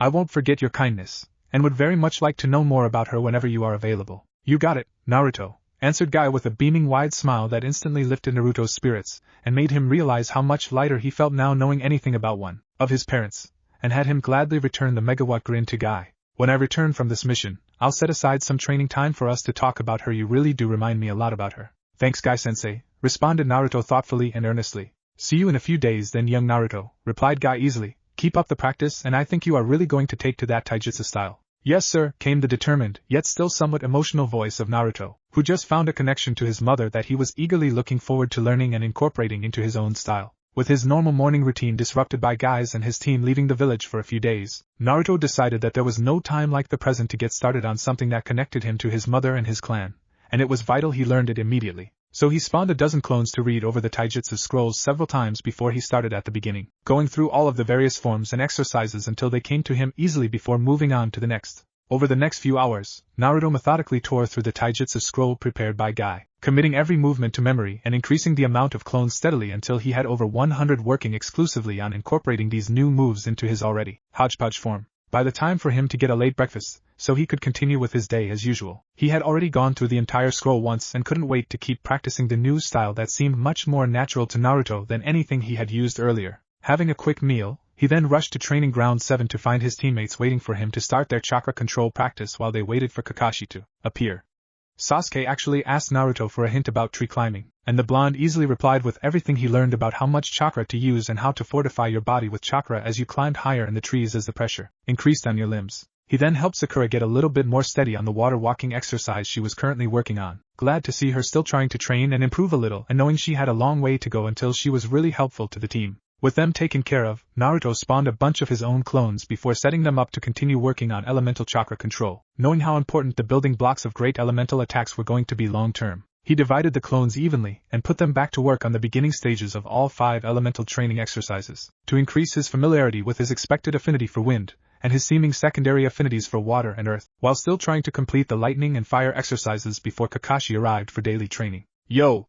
Greeted the lazy silver-haired one-eyed Jounin as he arrived via Shunshin in a swirl of leaves, interrupting the 3 practicing genin for a moment until telling them to continue with their current activities as he would come around and offer help and direction for the next steps, starting with Sasuke, who was now getting the hang of the tree climbing exercise, and only needed to perfect it before moving on to the next. He then went to Sakura, who was now able to stand on her own above the water, as long as she didn't move too much, and tried to help with hints to keep up the practice. By the time he reached Naruto, he was able to tell that the young ninja had succeeded several times over on his task of learning the basic elemental exercises and asked his student what he thought of each element now. Wind is definitely the easiest. I was able to figure that one out within an hour of starting, answered Naruto with a happy grin on his flushed face. Water came next, with earth not far behind it. Sometime this morning my clones figured them out. I feel pretty close to getting fire, but I don't know if I will ever get lightning, and even fire doesn't feel completely natural. Came a thoughtful hum from Kakashi. I wonder if your tenant isn't responsible for the unnatural fire element. It would definitely make sense that the fox had a fire affinity. It would also maybe explain the unnaturalness of it compared to the elements you were able to work. I never thought of that. Do you think it's possible? Asked Naruto curiously, not knowing what went into the elemental affinities, and figuring he should probably try to find out, as it may be family related and something he shared with his unknown father or the recently learned of Kushina Uzumaki, and therefore very important to him on a personal level. It's definitely possible, answered Kakashi honestly. Jinkyurichi have always carried over a bit of their demon, or more accurately, their yukai, demonic chakra, bleeds through any host to sometimes very specific effects. I am pretty sure the one-tailed tanuki comes with a fundamental and almost inborn control over sand. It wouldn't surprise me to learn that the Kyuubi also manifested in specific ways in its hosts. Do you know how it manifested in Kushina Uzumaki? Asked Naruto slowly and very carefully, having not thought he would have the chance to bring up his recently learned about mother, but wanting to know both if she manifested any of the Kyuubi's traits and if Kakashi knew her or would talk about her to him. Where did you hear that name? Asked the suddenly still and almost panicking Kakashi, as memories he had long since buried came to the forefront of his thoughts, and her visage superimposed itself over her equally loud and energetic son, causing him to almost choke up and look away from the boy that so resembled Kushina and Minato, his hero and sensei, that it was an almost painful physical reminder of everything he had lost. Your rival, Guy-sensei, told me a little about her this morning before leaving on a C-rank mission with his team, answered Naruto slowly and carefully, not wanting to upset his Jounin-sensei, as he realized from the man's reaction that he did in fact know Kushina and probably even more than he expected. Did you know her as well? Yes, Naruto, I knew her, sighed Kakashi in defeat, as his whole body seemed to sag in depression, and Naruto realized that his sensei's memories of her might not be all that positive, and that for some reason made him nervous, not wanting to learn that his mom wasn't as amazing as he dreamed and believed. But now isn't the time to talk about the past, he continued reluctantly after a moment's pause. After our mission today, I'll tell you a few stories I have. Naruto was beyond excited to potentially learn even more about his recently discovered mother, but even he could plainly see the topic was not a happy one for his Jounin-sensei, and wondered what about his mother that saddened and upset the usually lazy and unflappable Kakashi Hatake. Hopefully some answers would come this afternoon, and at least he now knew something about his mother, and it filled him with a previously unfelt feeling of pride, and a need to prove himself as a good successor in both his clan family and in hosting the Kyuubi. He had always wondered who his parents were, and why he wasn't allowed to even know of them as he grew up alone and unloved, and craving the love and care usually only spared by parents. Now, armed with just the basics of knowledge of who his mother was, and already he felt infinitely better with a strong sense of connection to this person that shared his burden of the Kyuubi, and couldn't wait to learn everything he could about her. He made a mental note/command to his hundreds of clones running around to start searching for any information they could find on Kushina, the Uzumaki clan, Yuzushiogakure, and Jinkyurichi in general. With his thoughts still running around in his head, he tried to put it all to the side so he could instead focus on his sensei who was standing right in front of him, handing over a small scrap of clean white paper. Here Naruto, started Kakashi once he noticed that his young student was back to listening and paying attention. This is the chakra paper I was telling you about. Just push some chakra into it, and we will wait and see what your elemental affinity is. It reacts differently to every element, so let's see if your training was correct about your affinities. Naruto eagerly grabbed the chakra paper and sent his chakra into it, causing an instant reaction that had him dropping the paper almost as fast as he grabbed it. The paper instantly split in half rather violently, with one side slowly crumbling to dust as the other was slowly saturated with water, confirming his estimates about his affinities exactly. With that out of the way, Kakashi tried to help with the last two elemental affinities, but quickly told Naruto to just continue working on the basic exercises, if he ever wanted to incorporate lightning and fire jutsus in his arsenal, and that the next step in all the elemental training would come soon. He then instructed Naruto about the exhibition match he was to have the following day in Training Ground 7, against a Chunin opponent he expected Naruto to beat if he came at him like he did that first day for the bell test. Naruto asked if he could prepare the area with traps like he did against his Jounin instructor, but was told that he wouldn't be allowed to prepare, as that would give him an unfair advantage that he wouldn't even need. The silver-haired Jounin also told him to lower his weights, if not completely remove them, so he could fight at a faster/Chunin level, and also to start getting used to moving at faster speeds. If you show me you are ready, I'll take your training up a notch after this exhibition fight, added Kakashi to the excitedly happy Naruto, who couldn't wait until his training was taken up a notch by his Jounin instructor. Just remember to try your best, and make Guy and I proud. Yes, sensei, mumbled a slightly embarrassed Naruto, who was unaccustomed to people rooting for him, and not used to other support or offering him help in the past, and wanted to prove his teacher's faith in him wasn't misplaced. I'll be ready. I know you will, Naruto, added Kakashi with his usual eye smile, as he nodded at his younger blonde student with a growing smirk on his hidden face at the thought of the dead last crushing a career Chunin in just over a month of real training, and what he was going to do with all the money he won off of Ebisu, dreaming already of the newest Itchy Paradise Gold Edition he was saving up for. Now go get some lunch and meet back at the mission office in 1 hour for our afternoon chores. Chapter 6. Fights Explanations. Naruto woke up the morning of his planned fight against the Chunin of Konohagakure with a spring in his step, and a lightness on his heart that wasn't there yesterday. Kakashi had kept true to his words, and after their afternoon mission, cleaning the Inuzuka kennels, took Naruto to a ninja bar where the young blonde got his first taste of sake and the promised stories of his mother. He learned a bit about her history, and about the village she came from Yuzushiogakure, who also happened to provide the first Hokage's wife Mito Uzumaki, and the first Jinkurichi of the Kyuubi. He learned that Kushina Uzumaki was very loud and brash, much like him, with an equally uncontrollable verbal tic and more energy than any two people combined. She loved ramen and pulling pranks,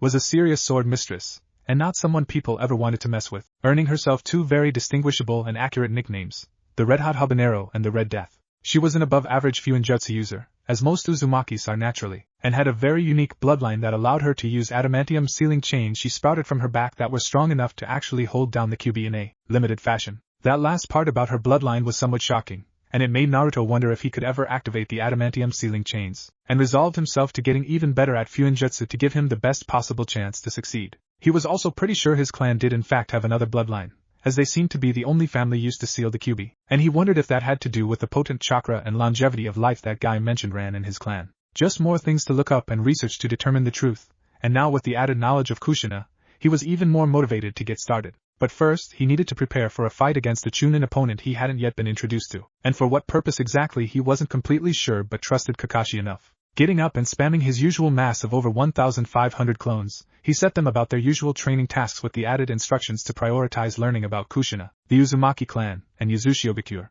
Since the Green Beasts were still currently out of the village on their C-rank mission, Naruto didn't have to meet up with anyone and started his usual morning workout knowing it was really helping him improve and get stronger. By the time he ate breakfast, and made his way towards Training Ground 7, Naruto could already see several people present, including, to his absolute shock, the perpetually late Kakashi and the Hokage himself, Sarutobi Hiruzen. He also recognized Kurenai Yuhi and Sarutobi Asuma, the Jounin leaders of Teams 8 and 10 respectively, fortunately without their students since it was still pretty early. The other group of unknowns contained 5 people. An attractive and half-naked purple-haired woman in fishnets and a trench coat. Another attractive dark brown-haired feral-looking young woman with red Inuzuka clan markings on her cheeks that looked a bit like Kiba. A tall slender ninja in all dark blue almost black clothes and bandana with silly round sunglasses on his uptight-looking face. And finally a pair of goof-offs Naruto knew as the gate guards Izumo and Kotetsu. He knew both Chunin gate guards relatively well, having often been the subjects of one of Naruto's many pranks over the years, and were 2 of the more relaxed and laid-back of his usual Chunin pursuers, often finding his pranks really funny.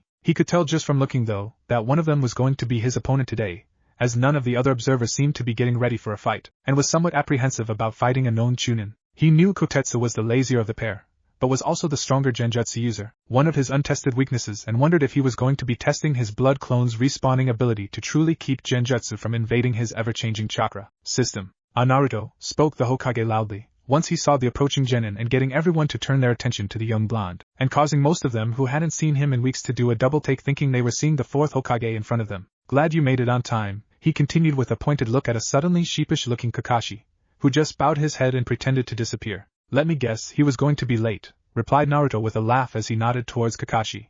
"And you made sure he was here on time? Can't have him miss his student's first triumph against a superior opponent," came the quick response from the village leader, especially when he was the one to offer the challenge. "Databeo Gigi," shouted Naruto with a fist pump, happy for the encouragement from the old man, and hoping to show everyone just what he was already capable of. "So which is it going to be?" he continued as he turned towards the 2 gate guards with a wide grin on his whiskered face, and saw them both looking at him in a little shock and starting to feel excited about the upcoming fight. "Izumo? Kotetsu? Both? Shouted Ebisu incredulously, before he began mock laughing in a very condescending way. "Please, this useless genin has no chance against either of them, let alone both." Naruto had in fact had similar doubts himself just this morning, wondering why he was fighting against the Chunin already, not thinking he was anywhere near ready, but after seeing the 2 gate guards he knew relatively well, he was less worried about being beaten and growing more excited for the chance to go up against a strong opponent, and leave it all on the line. For some uptight prick to laugh and insult him like that, however, really upset him and had him narrowing his eyes and growling at the sunglasses-wearing idiot he was about to make eat his words, as he started gathering chakra at levels few of those present had witnessed firsthand. Why shouldn't the 2 of them fight together? started Naruto in a slow grinding voice as more and more chakra gathered around him, now visibly glowing to the stunned and wide-eyed spectators, as even more chakra was still building at unheard of levels for any genin. I'll be fighting with my friends, continued Naruto as he brought his hands together in the cross seal in preparation for a mass shadow clone summon, and just held them there as he continued to pump even more chakra, now reaching beyond Kage levels and still growing. Holy shit, came the fearful voice of the purple-haired observer, as she and the female Inuzuka both retreated several hundred yards further away from Izumo and Kotetsu, not wanting to be anywhere near whatever was about to go down, but also not even blinking, in fear that they would miss this epic moment. Number 1 Unpredictable Ninja, indeed, came the softly spoken words of the Hokage, as he and Kakashi both retreated as well to a safer distance from the center of Naruto's mass shadow clone explosion to come, both grinning in excitement at their young friend's growing skill and power.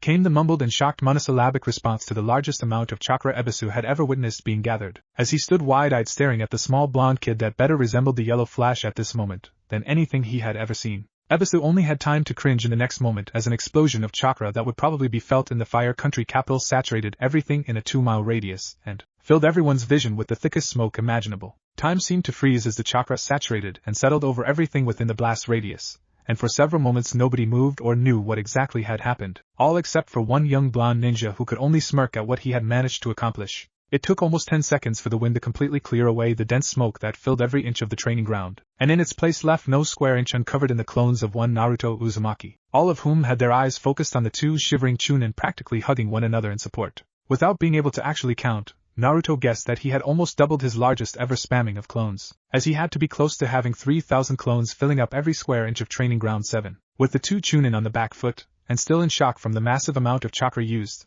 Naruto was able to quickly attack them both with the nearest 24 clones, and quickly had them both overwhelmed and tied up with their chakra sealed in under 5 seconds. That takes care of the Chunin. Want to see how I fare against the Jounin? Asked the closest Naruto to the still wide-eyed and open-mouthed Ebisu, as he watched in shock as the blonde demon easily dispatched the two Chunin like it wasn't even a challenge, and wondered how the hell Naruto grew so strong so quickly, having been the laughingstock dead last barely over a month ago. Ebisu wasn't however given much time to understand what was happening next, as he was instantly being set upon by a horde of blondes for the next 5 minutes. Ebisu could barely breathe as he fought off wave after wave of Naruto clones, coming at him in small coordinated groups with attacking taijutsu and ninjutsu in support, and in very large continuous numbers. The older sunglasses-wearing ninja then tried similar tactics that Kakashi had used during the bell test, first using Shunshin, which didn't escape the notice of so many Naruto clones filling the entirety of the training ground they were using, and then trying to combat shadow clones with elemental, and a single shadow clones of his own while the original Ebisu went underground to recover. He was therefore not at all prepared for the echolocation jutsu Naruto used to continually harass and hound him every time he stopped to take a breath and gave him no rest anywhere in the training ground.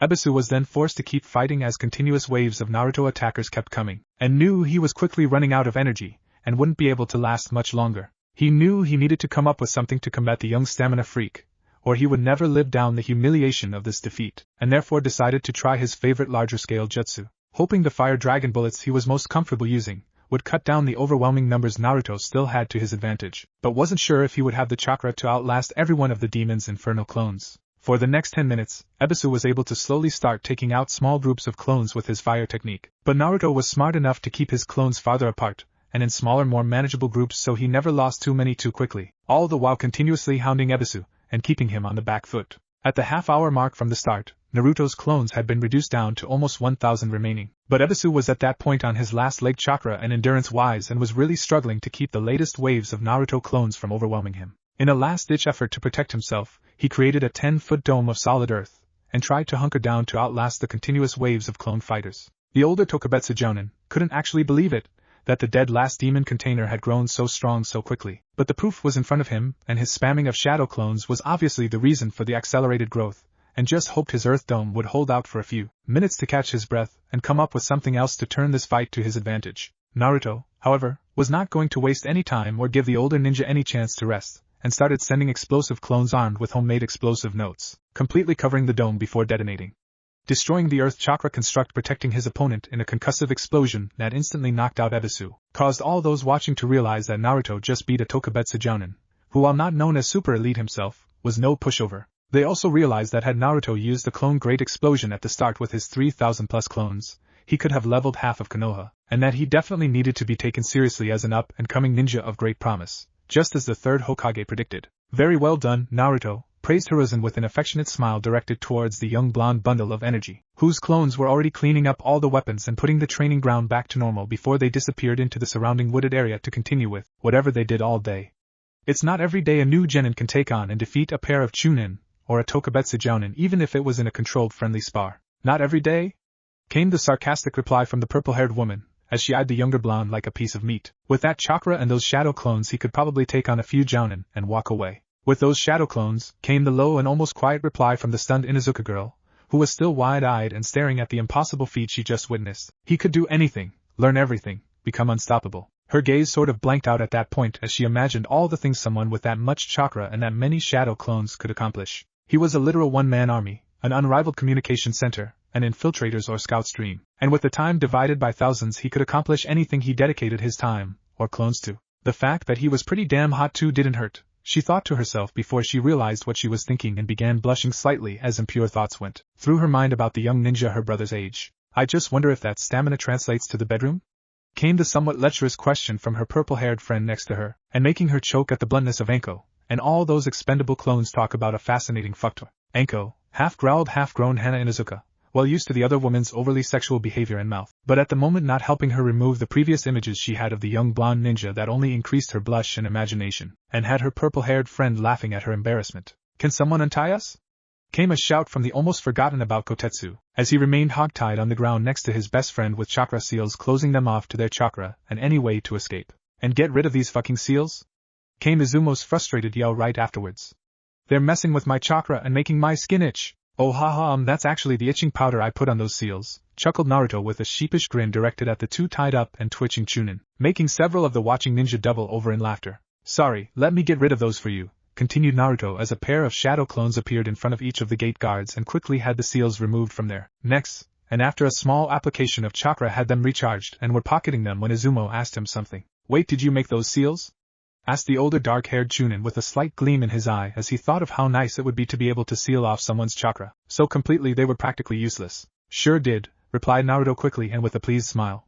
Here, he added, having the clones hold out the recharged seals to their victims. You can have them as an apology for the itching powder, and no hard feelings, right? Not at all, my man, responded Izumo giddily as he stared wide-eyed at the chakra seal in utter fascination. I can make more if you're willing to pay, added Naruto, seeing an easy returning customer in front of him, and just genuinely liking the pair, and explosive notes, and storage scrolls for now. Really? Asked Kotetsu, who while not as expressive over the chakra seals, was still very much excited for the chance to get good sealing stuff at probably much more reasonable prices than they overcharged at any of the stores in the village, and was pleased when the blonde-haired kid nodded.